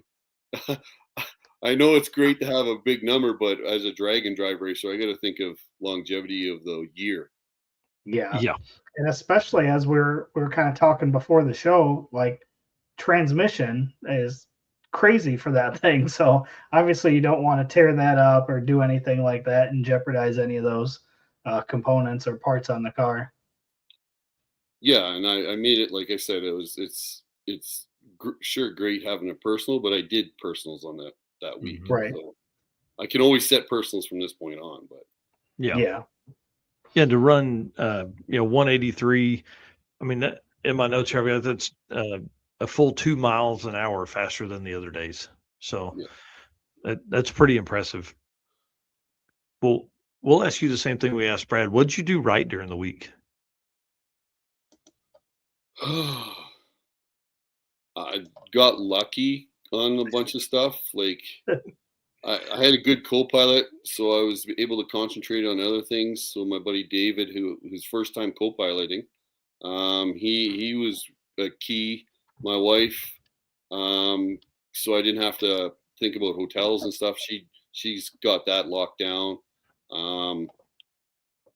Just the maintenance on the car and being able to do that from years of experience. Like I've ran the car. This is my 14th event, so it's not a new avenue. It's just new at this speed and time, I guess.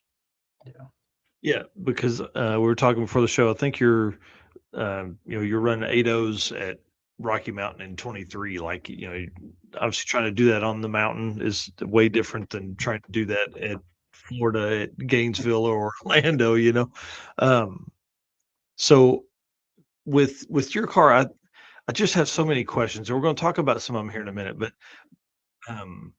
do you have to change all 4 tires when you go to make a pass? Like, do you have like a street set of 4 and a drive set of 4, or a race set of 4? I do and I don't. Okay, so in years past, I'd run drag radials on all 4 corners. and then I'd run slicks on the back for at the track. So it was only changing the rears. If it's a short drag and drive, like Sick Summer was and Sick Week usually is, I like at Sick Week, I actually ran my drag radials on all four corners. The problem with running the drag radials in an event, I nuke a set of tires. Like they're no good by the end of the event. So you're looking at $3,000 worth of tires that are gone in one event. Wow. So I, on my stock GTR rims right now, I left my car in Gainesville or in Georgia for bragging rights because I'm going to fly down and I'm going to drive the car home. I left my stock wheels and tires on the car, and in my trailer I pull behind my car, I have the slicks mounted on the outside and I have the drag radials inside the trailer. So I'll be changing 4 for that event. And on long drives like Race Week or Rocky Mountain, I change all 4. But on the shorter ones, I change just 2, just the back ones. Wow. Dude. I mean, I guess that's what most guys do anyways. They go to a more street friendly, wider, street tire, front tire. So yeah, I mean, I guess you're not changing any more tires than most other folks, but it just seems, man, impressive, dude. That's impressive. What'd you struggle with? What was hard during the week? Was it hard training a new co-pilot? No, he was really good. Like I've been pretty lucky. The co-pilots that I've had, like Amadeo, I've had many, many times. He was awesome. Like he was, David's good on the computer, so he was huge help on that aspect. So he could download the log and send it away to the tuner and upload the new log or whatever. Like that aspect was unbelievable. Changing tire, like he's a Honda guy, so he's used to tearing into vehicles. So changing tires and stuff and joining catch cans. And he probably got annoyed with me after 3 days of asking the same questions. Were they torqued? Is the catch can drain? That, but it's a checklist in my head that I've worked up for the last, 5 years, right? So I have to ask the co-pilot no matter what, even the second day, even though I know he's done it, I have to ask it, right? So he might have got annoyed one with time that. to not do it. I mean, that could be a pass for that could be a bad pass because of those things. And then, now your week's thrown off. Yeah. Yeah, that's pretty wild. Rowdy Kane says that first Rocky Mountain Race Week co-pilot was probably the best. He was my co-pilot. Yeah, I figured. That's cool, man. So having different co-pilots each time is pretty interesting because a lot of times like a car at your level is, I mean, that thing's probably cantankerous. Like you got to do the right things the right way, and especially like if you're trying for PBs and stuff like that, it can be pretty difficult. So new co-pilots each time could be kind of tough, man. But I like it. I think it helps bring in a lot of people like Teague here says, I hope he helps some of us new kids on the block get going in these drag and drives. Oh yeah. I'm all for helping everyone to get going because the more that do it, the better they are, because the people in these events are what makes it for me, to be honest. Yeah. I've done Texas 2K 5 years. Yeah, I can say I've done it.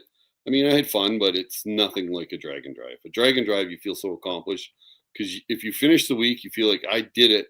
Even though at the end of the week, you just want to be in bed sleeping or go back to work. You're praying to go back to work to have a rest. Yeah. But when you after your first day home or back to work, you're like, man, that was a blast. I can't believe, and all these people are helping me. Even though a lot of people, like I've had problems in the past where people come to stop and help me, and I realize they can't help me because being a Nissan product, like when I had alternator issues, there was no alternator in 5 states around Colorado. 5 states. So like I had to use a Nissan Maxima alternator, which is only 120 amp alternator, but the plug was the same. And I had to do a roadkill and make my own bracket. And it got me through 3 days before it burned up because my fuel pumps use more voltage than that alternator would put out, right? So I had a GTR shop, Tobes, in Denver. They reached out to me and I got a used one off them, and I had to buy the customer because the motor was out. I bought the customer a new one and I got that used one. Yeah, that's pretty wild. Yeah. Well, let's what's next? What events are you got coming up? I know you mentioned bragging rights and then you're driving home, but what else do you got?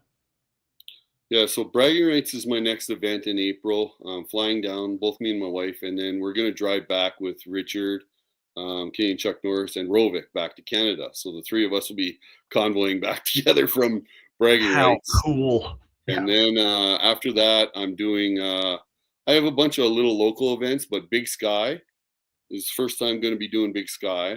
I'm on shift for Rocky Mountain, or I'd be doing that one, but it's right in the middle of my shift. Yeah, Big Sky, and then I'm looking at I registered for Race Week. So those are my three big events this year. I'm doing a lot of little events and stuff like that, but yeah, those are the three I'm doing. And I heard Rocky Mountain is not sold out yet. That's wild to me because it's one of the best events out there. Blows my mind. I love the race week plan. I love the night racing. I love that you drive all day to get to the track to then race. Like I feel like your adrenaline stays higher. You're not as tired by, and to be honest, the track gets better as the day goes on instead of the complete opposite of some of the other situations we've seen. Like, I mean, June is tough for other events that are running in June and July. If you're racing in the morning, the track's going to be tough in the afternoon. But if you don't start racing till 4:00 in the afternoon, dude, by 10:00 at night, that thing is primo. Yeah, bucket list was Drag Week. I was tempted to register for Drag Week this year, but I did sign up in Drag Week in 2016. I was supposed to go with Bob and Richard Guido, go down with them. But work turned around. I had a turnaround come up. I work in the oil and gas industry, so I wasn't able to take time off then because when turnaround happens, all hands on deck. So I had to miss that event. And yeah. Yeah, that's crazy. Think that's 10 years ago. And since then you've done 14 of these things. Yeah. Right. I've been quite on a roll the last year and a bit.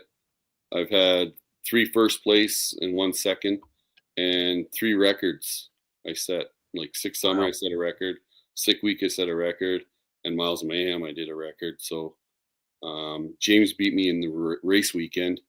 But yeah, so I've been doing pretty good. Sissio built me a monster of a motor, and with Taylor's tuning, car's been on point. So that's for sure. I mean, 2 orange helmets that's very small company, man. I joined Rich. So yeah. That's awesome. And the red hat I see you're wearing tonight as well. 7 Second Club with Sick. That's pretty awesome. Yeah. I was excited about the yellow or the orange one because the 8 Second Club was the orange one, and I've got orange on my car, and I was excited. Yeah. But then I ran 7s, but I'm not going to argue. Yeah, I'll give you the red hat for sure. Yeah, this shot here again. Big shout out to DJ Photo, who just crossed 1,000 followers, I think, on Facebook yesterday or today. So big man, love this shot right here as you're cruising through. And what's cool, I think, about this shot is I don't know if you're on the return road or whatever, or in the staging lanes. I can't tell there, but it's like fast race car, and then it's a sea of just normal sea out there. Just normal cars all out there. So pretty cool shot there by him. Well, my car, I run 7s, and if you look at it, I still got power windows, power locks. I got a backup camera. I still have AC. I still have heater. I still have cruise control. Wow. So that'll be nice on the ride home. Pretty spoiled that way, but I'm still in a heavy tank. Like I went across the scales on day 2 when I ran my 773, and the woman wrote on there I was 3860. Oh, wow! It's a tank. Yeah, we've got to let's move forward to this because I want to get into deep stuff. But before we move on, you're talking about events that you're doing. I'm doing the math there. That's Sick Week, Big Sky Race Week, and Race Week itself, which is 2.0 Rocky Mountain. That's 3 national events. We know it's going to take 3 national events to win the Dragon Drive World Champion stuff. Man, you keep this up, you're going to be on the roll, man. I'm telling you, 39 points on a Sick Week. One person's ahead of you, Nick Reinhardt, and we've not seen him do more than 1, maybe 2 events a year. So should be, I mean, there's going to be a battle for that. So congrats and good luck. Yeah, that'd be the ultimate, is if I could get on the podium with Goldstone's been holding that down for so many years, and being an import in a little 6-cylinder would be pretty neat. Yeah. But That would be pretty awesome. Where can people follow you? Where can people see all the stuff going on, where you're going to be, all the pictures of the car and all that? I've got a Instagram page is Gojira1. I got a Facebook page is Gojira1racing.com. And then I got a Facebook page is Nissan Skyline GTR is my Facebook page for that. Okay. Give me the second one again. So we had Instagram, and then you had what? Sorry. My Facebook, or trying to think here. I got my Gojira1racing.com is my website. That's it. Okay. Mind blank there. Sorry. All right, I'm putting those in the notes here so people can grab those. PFI Brent here saying such a rad car. Yeah, He's been a huge help on this the last couple of years. Like Brent's, the team at PFI have been huge supporters, and they've helped me out the last couple of years pretty big. that's awesome. Well, big shout out to Deechworks, of course. Again, we love these guys. Mark Campbell's bringing his 850 class SN95 Mustang over to give Brian Acton a run for his money in this Baker bounty for $1,000 at the 850 class. Performer built transmissions. These guys, man, I'll let you read it, Eric. Sorry, they are. I keep talking them up, man. Yeah, you're good. Performer Built is the official transmission builder of Drag Driver Beat. At Performer Built Transmissions, their goal is to engineer and build the toughest transmissions on the planet. Performer Built doesn't just rebuild transmissions, they systematically re-engineer each model to eliminate OEM flaws and to achieve the highest levels of performance. That's why they say their transmissions are not just built, they are Performer Built. And you can see a 4L60 in the big wagon, and obviously they can make that thing move out with a 4L60. They're in business. Yeah, I think its race weight's like 5,100 pounds. It's 7,800 pounds loaded like this with people in it for Yeah, right. Yeah, pretty impressive stuff. And obviously, I mean, they put a 4L60 in a Camaro in the 7s, so pretty good group of folks. Well, my first question for this segment here is, why don't we see more GTRs in the drag and drive community? I feel like these cars are great. Like for the stuff you just listed, you've got AC, cruise control, a heater. The car runs and drive power windows. Like it runs and drives like a normal car. I've been trying. There's a few guys like Mike he did Drag Week last year, which is awesome. I'm happy. I think he's hooked. He was messaging me about things to look for and what to do, and then I think he's hooked. He had a blast at Drag Week. I know Seth. He raced GTR at Rocky Mountain and Race Week, and he did good. He just had a baby, so I don't think he'll be around this year. But Steve Tasker with his GTR, but that's been it for the exotic. We had Kyle Loftus with his R8 did it once. I'd be nice to see some Lambos. I mean, they're all capable of running, 9.0s. They can run 9.0s because you don't need a cage and cut up your car. Like at least run 9.0s and get in there. And maybe you want to do an 850. Maybe you want to go faster like me. Like I was at 850 for, up until this year, really. So I was an 850 guy for, many, many years. I enjoyed it and had fun. The crew of 850 guys we had there with Aaron Schaefer and Steve Willingham and all that, we had an awesome group of guys that would battle. And it's just, we all want to get faster, and that's where I'm at. And I would love to see more exotics, I would say, kind of cars at this event or at these events, or even just do a weekend just to get your feet wet. Like the cars are more incapable, and we can represent like these oddball engines and V10s, V12s, little 6-cylinders. It'd be great to see them back. Yeah, and think I there didn't even was- think about like the R8 stuff. Yeah. Go I ahead, think there Eric. was 2 GTRs at Mega Week, wasn't there? Yeah, Yeah. yeah, like I Kaylee and thought Luna. Yeah. I'd say I thought I remember at least a couple of them there. Yeah, and so I was going to talk about Derek's comment here. He says most won't do the NHRA safety, but yeah, these cars can go 9.0, right? I mean, it's Yeah. like 09 and newer or something like that can go 9.0. Yeah.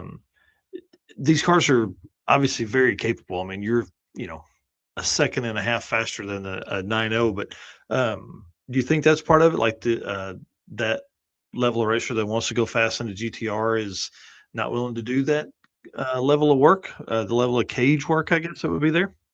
Well, it's that, and also it's you and your co-pilot. Mhm. So it's not like, to go fast, you need a good program and you need to know what you're doing. Have to have some mechanical sensibility, some knowledge of the car. The faster you go, the more you're going to need. Like, I've had the motor in and out of my car at least 5 or 6 times, just myself. Transmission out a couple times. I pulled motors and transmissions out of other friends' GTRs. I've helped them work on. So I mean, I've got a good knowledge of the car itself.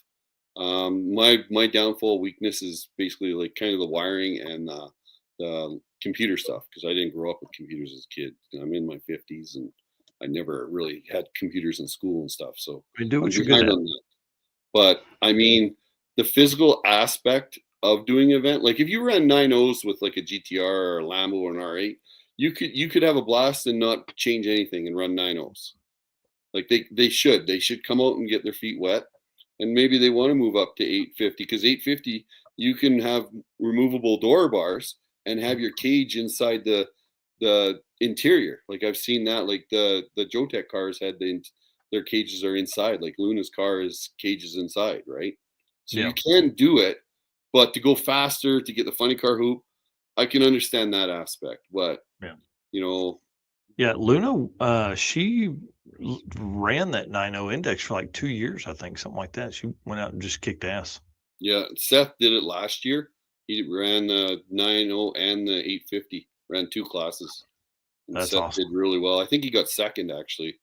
So he did really good for his rookie event. Like, I mean, he was a co-pilot, Mhm. but I mean, for a rookie event, he did good. Wow, that's interesting. Yeah. Well, why did you choose that GTR? Like, why'd you pick that car? I guess. I didn't really pick it. I was a Mopar guy. I've had nothing but Mopar. So I Oh, so obviously you didn't mind spending money.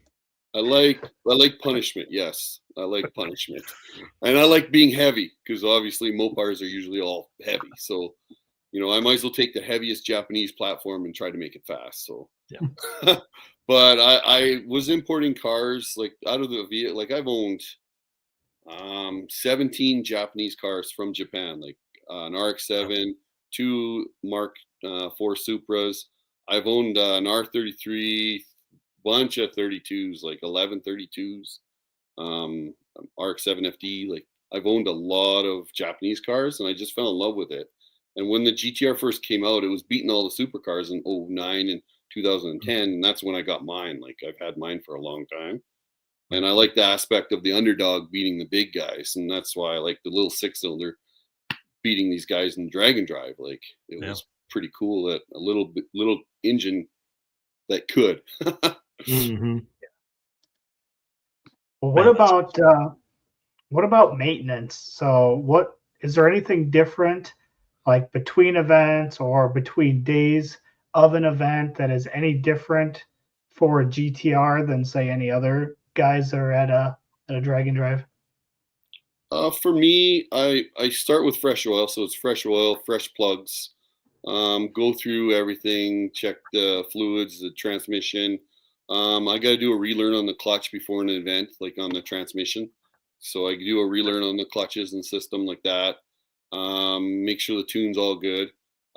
Fuel, I have to change fuels, like because I run pump gas in the streets, and then I run E85 at the track, so I got to do a fuel swap or get to the track on fumes, and then I'll put my race fuel in it. Midway through the event, I'll change oil again, check through everything, just make sure everything's good. And at the end of the event, I'll get it home and I'll put a fresh set of plugs in. Just, and I'll every few events, usually I'll do injectors. I'll pull my injectors. I run 12 injectors on mine, and I'll do a cleaning. Just because you're getting random gas from whatever gas station and stuff, and it's going through the fuel system, stuff like that. Like, it's a little above most cars. Like, you see a GTR at Texas 2K, those people just fly in, run their car down the track, and then fly home. So it's a different animal, but they could if they wanted to. It's just willing to work a bit. Right. That makes sense.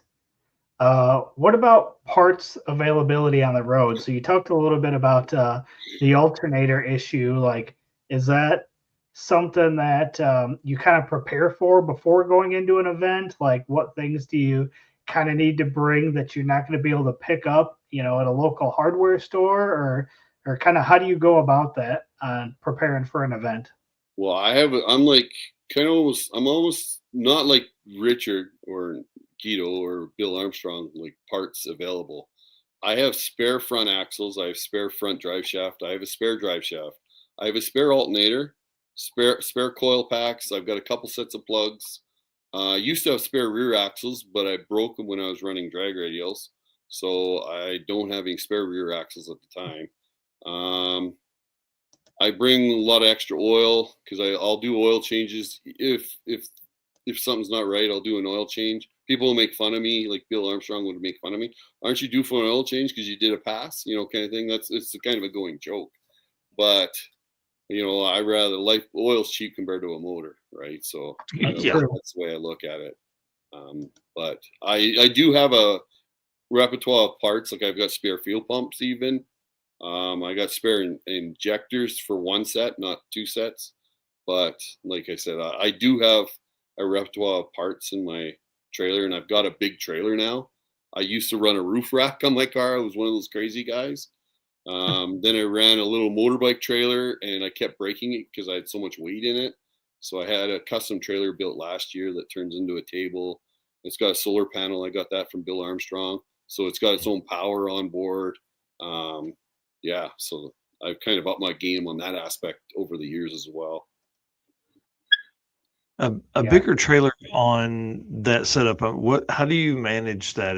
Did you call your guy and go, hey, listen, I'm fixing to pull this 1,200-pound trailer, 1,200 miles. Like, do I need a bigger trans cooler?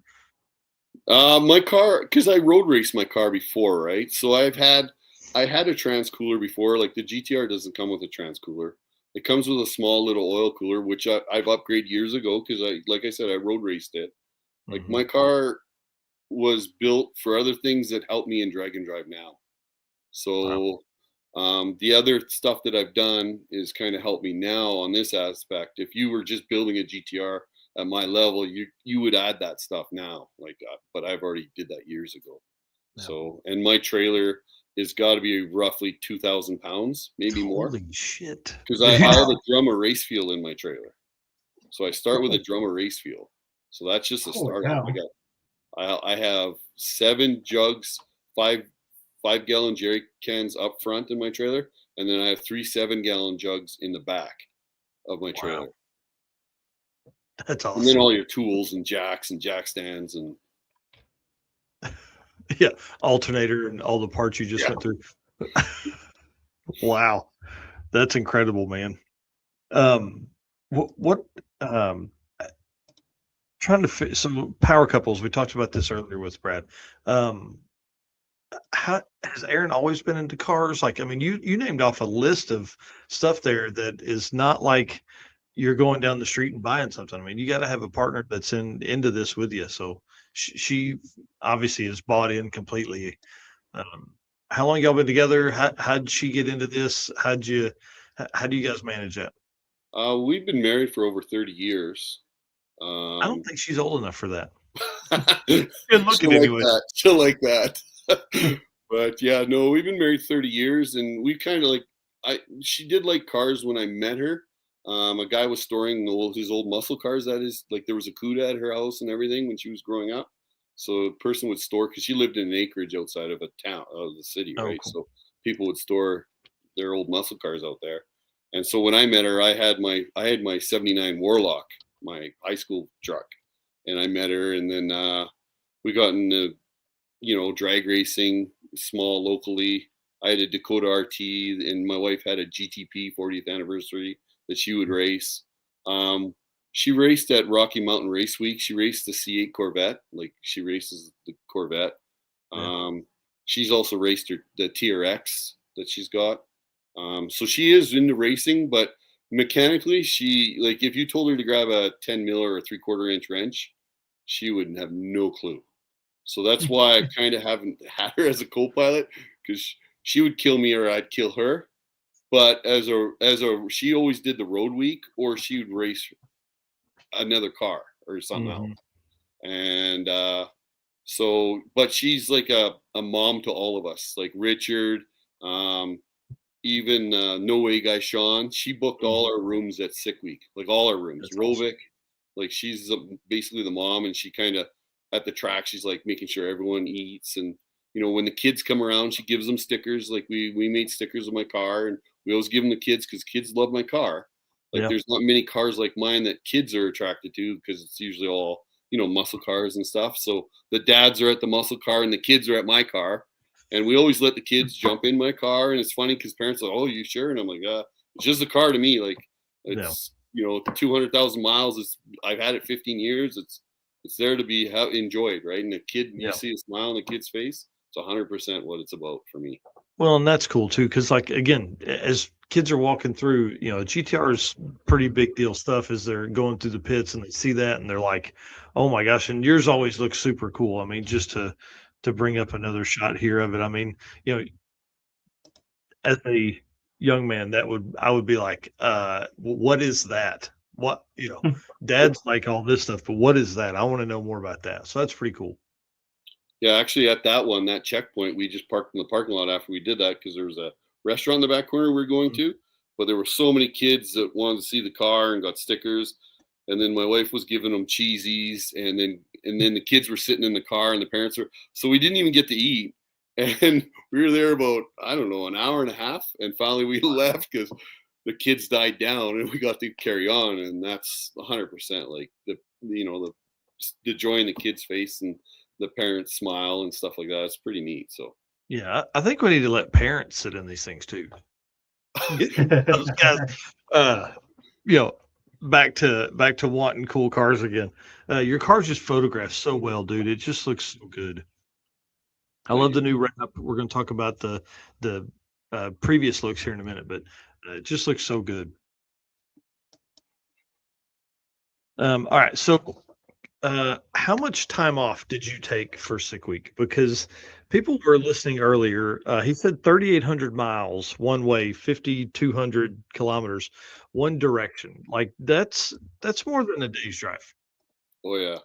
So I took a week off of work. I work a shift where I'm on 15 days and I'm off 13. So it's hard for me to do events unless they're on my days off. And it's hard for me to get people to cover for you because you're off for 13 days. I'm like, why do I need to cover for you? You're off 13, but I can't book events. So if the event doesn't fall, like Sick Week didn't fall, like it fell on when I went back to work kind of thing. So when the event ended on Saturday at 10 o'clock after the awards ceremony, we drove to Atlanta, loaded the car up, and we drove to Atlanta. We unloaded the car there at the Sissio shop, and then we hard charged. I was back to work Tuesday night. Oh my God. From Saturday. You just drove 3,800 miles from whatever it would be from Atlanta. Oh, you're an animal, dude. That's crazy. Wow. That's crazy. Yeah, that is wild. Man, What 30 miles in 2.5 days. Yeah, so how long did it take you to get down to Sick Week? We had our time coming down because we came down basically say a week and a half early. So we came down, we had a tire incident, and then we got that fixed, and then we dropped the car off to get tuned because it hadn't been tuned with the new turbos and fuel system at the Florida shop at Sissio. And then me and my wife went on to Daytona Beach, and we spent a week at Daytona Beach. And we just, like, that was her holiday. She could hang out at the beach. We brought beach clothes.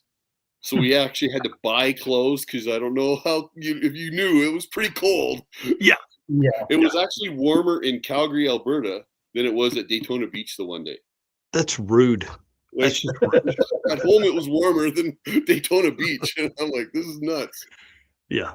No thanks. Yeah, that's pretty wild. One thing I just put together here was that you were the 19th quickest car at Sick Week, quarter mile stuff. So thought I should have put that in early on, but I didn't think about it after you were talking about it in that segment there. We had 19th quickest car of 350. I mean, that's 50 plus cars, whatever it was. So pretty awesome, man. Thank you. All right. Well, let's move into this last bit here. Big shout out to Ryan and the team at Performability. Man, those guys are awesome. GM transmissions are their specialty. They will ship anywhere for free in the U.S., and they don't charge core charges. So that's kind of a big deal. If you're trying to get your car ready for the season, you need to order stuff now. They have plenty of cores in stock to build whatever you're needing. Bunch of different levels of every kind of transmission, 4L80s, 4L60s, turbo 400s, all that kind of stuff. So Performability Transmissions, the official trans builder of Drag, Drive, Repeat. Do you want to do the AFCO stuff, sir? Sure. That I didn't put the notes in here? Yeah, I was going to say, we're just winging that one. AFCO's great. So we're saying Eric Saffel, he's the man. Cooling, brakes, everything you can possibly need on that side of stuff they can do. If you have any questions about what AFCO does, get with us. We'll send you to Eric Saffel and he can answer it. How about that? There you go. So kind of in this segment, we're going to start out talking a little bit about your history in Drag and Drive. So you had said you've done 14 events. So what was the first event that you did? The first actual event I did was Rocky Mountain Race Week in 2020. And I was supposed to do that with Rich Guido. We ran into an issue though. That was the year of COVID. So I did Texas 2K that year, and COVID hit right at Texas 2K. So the last day of Texas 2K, I actually left my car in Dallas, Texas. Like, I trailered it up to Dallas, and I left it with my buddy Amadeo, who's been my co-pilot a bunch of time. And then I just left the car, and me and my wife hard charged back, and they closed the border 6 hours after we crossed. Oh my That was during COVID. And then the event happened, and I registered because they thought, COVID, it'll go away. Mm-hmm. Well, they made a rule where you couldn't drive across the border. So Rich couldn't go across the border, and the only way you could cross is fly. So I flew down, and that's the year I met Bill Armstrong. And Richard's like, you'll meet a guy in a Ford Fairlane, it'll be maroon. Go hang with him. He'll show you the ins and outs. And I'm like, okay. And I knew nobody because I'm coming from Canada and no one could get there. It's just my car happened to be stuck in the States. So that's how I met Bill Armstrong. Was that event at 2020. Oh, cool. Now, and that's wild. That's the June event or the September event? That was the June event, the Rocky Mountain Race Week. That was the first year they did Race Week. Yeah. Yeah, because that's when that was my first event was Race Week 2020. How interesting. Yeah, cool. I can't imagine what that felt like to cross the border and then 6 hours later it be closed. Like, man, close call. Yeah, it was crazy. So, but like you said, Rich couldn't get his car across there. So it's like, what do you do? Obviously couldn't go then. Well, the following Race Week event was kind of a funny story. So at that time, the Canadians couldn't drive across the border still, but we could fly still. So we had an American friend up, and they took my wife's TRX. We took my open aluminum trailer, and Richard didn't take a trailer, and we loaded the GTR on my trailer at Red Deer. My American friend drove the car across to Great Falls. We went to the Calgary airport. We flew to Denver. Then we flew to Great Falls, and we jumped in our vehicles and went down because I still had my car in the States at that point. I Yeah, left see, it for a new race week. yeah, like he had to be towed, like Rich's car had to be towed across the border or something like that. Right? Yeah. So crazy. Yeah, I remember that whole thing because it was like somebody from Colorado had to drive up or something and cross it and then could come back. Yeah, man, what a weird time. We're gonna look back on that and laugh at some point. I don't know if I'm ready to laugh about it yet, but it definitely did set me on the path of what we're doing now, which was kind of cool. Because without Drag Week canceling in 2020, race week would have never happened. I don't think it would have ever happened. And without race week happening, I would have never. I mean, I would have attended an event eventually, but it wouldn't have been 2020. And So then, it's pretty crazy. and we got a note here about, and I think you talked about it a little bit earlier, but using a roof rack early on versus trailer. How was that? Yeah, the roof rack was fine. Like for 850, I would say it was okay. Any faster, no way. The problem with the roof rack I ran into, because I had my tires on the roof, I had a couple jerry cans, pit bike on the roof, and I was rolling with Richard and Bill Armstrong. Like, and I don't know if you know, they drive a little quick on the highway. Yeah, And those when guys you got a have parachute on the two roof, overdrives. you're flying. Yeah. If you go in today and look at my roof, it's all dented all up. That's because the roof rack flexing and just mangled my roof. But it's a story. Like, Yeah, what and dude, those guys don't play, man. no. They do not play. Eric, I think you and I were in the cart and they come past us on Mega Week, right? Maybe Bill did. Probably. I can't remember. Man, I don't know. Yeah, those guys are they're no joke. Yeah. Well, for how did sure. you get how did you get involved in this? Like obviously doing road race stuff, doing, being a car guy, like you see drag week stuff, but like how do you make that leap, I guess? I don't know. I just went with I knew Richard's brother really well, Bob. Like I know Bob really well. Me and Bob played men's league basketball together. We've done car rallies together. We've done drag racing up at the local track together. Like I've known Bob for years and years and years. So I registered for Drag Week in 16, and I had that work happen. And then I was racing locally, and my car was really fast. So they made a lot of rules against me and stuff like that. So I began actually, honestly, if it wasn't for Rocky Mountain that year, I would have been done drag racing, to be honest. Because for one, I'm an import. Everyone looks down upon him. Oh, you're an import. They kind of look down upon you. All the muscle cars guys, or you're not a Chev, you're not a Ford, you're not a Dodge. It was really that heavy kind of up here. And then once I did a drag and drive and everyone was cheering you on, everyone's trying to help you, it totally changed rechanged my attitude to be, this sport can be awesome. And that's where it started for me, was getting to know, like hanging out with Bob and Richard, and you can see the good, like they're such good people. And they're surrounded by good people, and that's drag and drive atmosphere is pretty much a lot of good people, and the abundance of good people outweigh the bad by so many. It's incredible. And then now you got road weekers and the people that are just driving along, like like a rolling car show, and those people are unbelievable. Like they're trying to help people, and like it's just grown to it almost give you goosebumps, like how much people's attitudes and enjoyment they get. There's no religion, there's no race, there's nothing. Everyone is a race car or helping a race car out. Like everyone. Yeah, I remember somebody asking me during Sick Week if I had seen something on the news, and I was like, no. I haven't seen anything on the news at all. Yeah. Man, that's cool. Let's run through some photos here real quick. So this is that your Corvette in the back of that, right? Yeah, that's the C8. It's just a regular base model. It runs 11.6s, but my wife loves it. It's simple for her to drive. So on the smaller events or more close to us events, we'll drive both cars down, right? How fun. If we're trailering, then she drives a truck or something. But What are She you was guys actually at this one? Yeah, that was at race week where I ran my first 7. That was at race weekend at That's Pueblo. right. Yeah.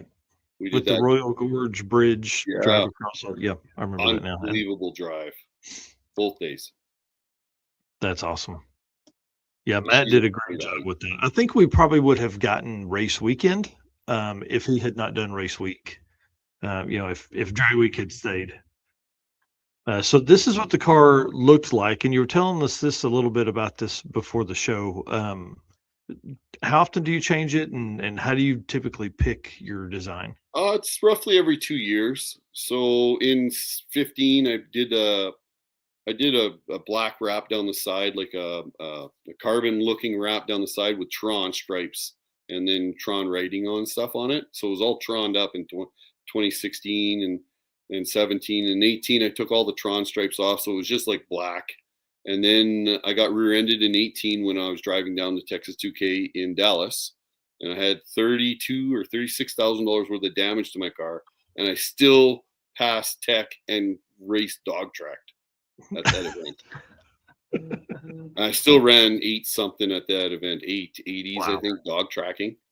Like, yeah. Wow. So, and then I got the car back from the body shop, and I left it silver for 19, and then 20 I put the orange stripes on it, and then I added the purple in 22 or 23, and now I just changed it again to all purple and black. My wife loves purple, so I can't go wrong. Yeah, she's definitely got a great design eye. So I'll pull this. We'll bring up one of the other photos of it. Looks like new now, so people can see the difference. This new setup looks amazing, dude. Yeah, Yeah, great job. it's such a good color. So we talked about your first event, but what's been like your worst event? Which one's giving you the most trouble? Which one are you like, man, look back on that one, you're like, no more of that one. I had 2 events that were dreadful. The first one I'd say was King of the Open Road, J-Rod's event. It was an awesome event, but that was the first time I went for the 7, and I put a rod through the side of the block. So Oof. that was a very interesting event because Bill Armstrong broke his frame on his car on the first pass, and on his front spindle he broke the frame, so he had a broken frame. Richard broke his diff and his transmission on the same pass. So if you put our cars together, we literally rode off an entire car. Yeah. So that was a bad Wow. event. It was only a weekend event, but it was just because the cost and destroying the motor and stuff as bad as it did. The next one was the alternator event, and that was Rocky Mountain. I think I had maybe in those 6 days, I bet you I had maybe 15 hours sleep in the whole thing. I was running a roof rack at that time, and I had a generator on my roof because my alternator was screwed, and I had zip tied to my wiper, a battery charger. And as soon as my car dropped below 11 volts, because it's all computer controlled for the transmission, you would lose all forward gears. So you would go as fast as you can for about 30 miles or whatever, you lose power and you pull over. And that happened on that 430-mile drive day. Oh, what? Man. Yeah. No way. And that was the first day of the event. And then by Oh. the end, I was on my 3rd alternator. Like I was able to get that one from Tobes. So I was able to change that at Pueblo track. And then we had to drive back to Kearney. But I changed it at the Pueblo track. And then I had fuel pump issues at that event. So I changed fuel pumps. What else do I have? Oh, tires. I had a couple blowouts on the road because the tires got just wore out from carrying all that weight of a generator and everything. So I had to drive to the track on my slicks, which was another 150 miles. And I literally pulled into the racetrack at Kearney, and my rear tire, I was sliding the jack under it, and my tire blew as I was putting the jack under it. And that was racing slicks. And of course, I bought tires at the event to finish the event because I could load it on the trailer and trailer home. But yeah, that was a tough event. Me and Amadeo we worked like dogs at that event and no sleep. That's part where I had help from the guys from Portland, Nick Rose and Kenny. They helped me huge. They ran with my wife to Colorado from Pueblo to get fuel pumps and come back. Wow. I was working on the car at the track and stuff like that. Like, had a lot of people help me with tires and stuff. Like, you know, that was an ordeal. I'll tell you, I don't want to do that again. Yeah, but you know, you remember it fondly Yeah, I now. can imagine. I think at some point in our adult men lives, we need hard stuff. We That need was hard. Rich Keto says, if you would just slow down. So I was not the king of the open road when all that went down because I don't remember having the conversation with you. You were like, yeah, it's going south to have the motor built. And at that same time, Rich is under his car pulling the transmission. And I think he ended up, because that was a big story, was like he had to fix his because he had no way to get it home. Or I think at that point you were like, well, I can take my car down and then I can pick yours up on the way back. And he was like, I'll just I've got a transmission, I've got a rear diff. He's like, you know, we'll put it all in. It's pretty wild. The funny part was the drive shaft because the woman was kicking his drive shaft off the track. Yeah. And he was like, no, I don't have a spare one of those. Yeah, he's like, don't lose the end caps or something, like whatever the U-joint caps were. Yeah. Yeah. Great times, man. Drag and Drive has some of the best stories. And again, just like you said earlier, some of the best people. Like you end up with lifelong friends that can be anywhere across the country or world even, you know. I mean, we have friends around the world now. So it's pretty awesome. And I think it's probably one of the best things to ever happen to drag racing, just simply because it puts people in their car, which for guys that are of a certain age, you know, we drove our stuff to the track and made passes and then had to drive home because we didn't have anything else. You know, we didn't have another way to do it. And, you know, so it's fun to see that first time. Like, I go back to Ron Rhodes a lot with Drag Week. I mean, that guy's a RVW badass, and you know, he's out there doing drag and driving like he loves it. He's like, this is the best thing ever, you know. Ned Dunphy right now, he's at World Series of Pro Mod running down there and can't wait to get back in the seat of the Viper at Drag Week and try and re-break his own record. You know, like it's great, man. Yeah. Well, as we kind of wind down here the last few minutes of the show, give us a story or two of your best memories from some of the 14 events that you've done. One of my favorite memories was like when I ran my first 7, me, my wife, and my buddy Amadeo was there. We were pretty much almost in tears because the last 3 years were a struggle. Like it was tough. Like the last 3 years have been really tough. And the car was always capable of 7, but we were just never able to put it together. And we did it at Pueblo last year at race weekend, and that was very emotional. Another emotional one was it was again at Pueblo a couple of years before that when I still had my 850 cage in it. There was a family of 3, all 3 young children. The two boys, they sat in my car, of course. My wife gave them stickers. And I could see the daughter, and she was in a wheelchair. And you could see her face because her brothers were in the guts in the car, and she couldn't. And I told the father, I goes, you can put her in the car if you want. Like, you can pick her up, put her in the car. And the expression on her face was like almost priceless. Like, it was very, like, it was emotional because the joy in her face was pretty awesome. And that are 2 big memories that stand out to me. And it's crazy it was at the same track, Pueblo.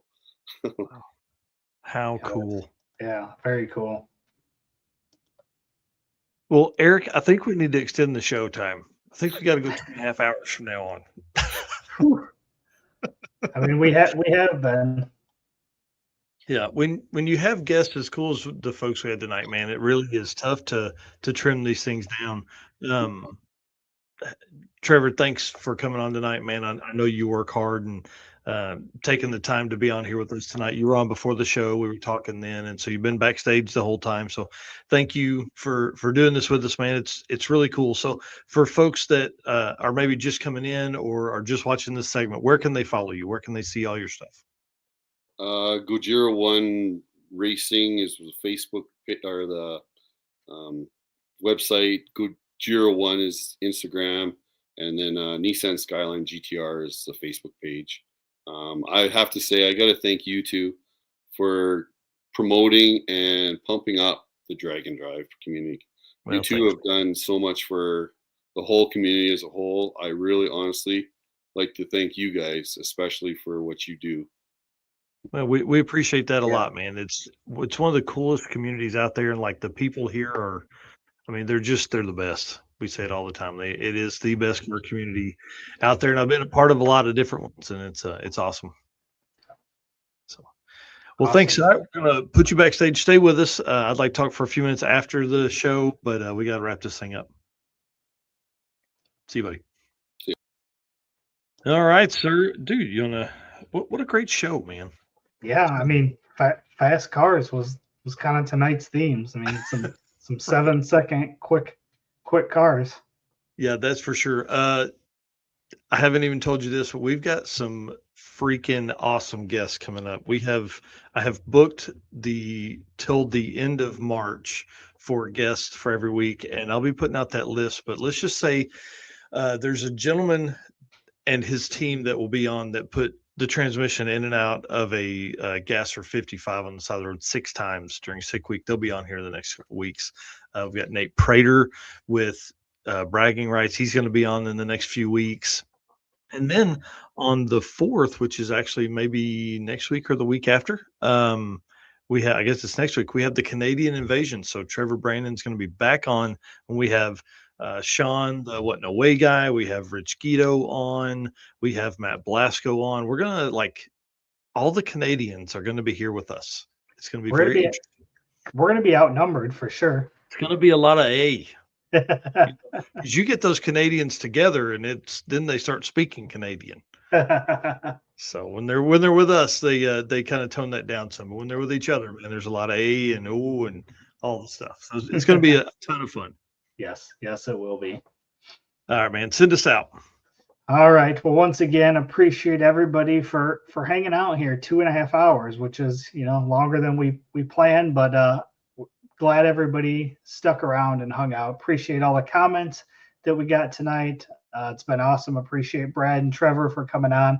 Again, you guys are our race car friends. If it wasn't for you guys, we wouldn't be able to sit here and talk about all the cool things that are going on. So again, thank you guys, all of our race car friends, all of our race car members, and obviously the sponsors. We can't do it without them.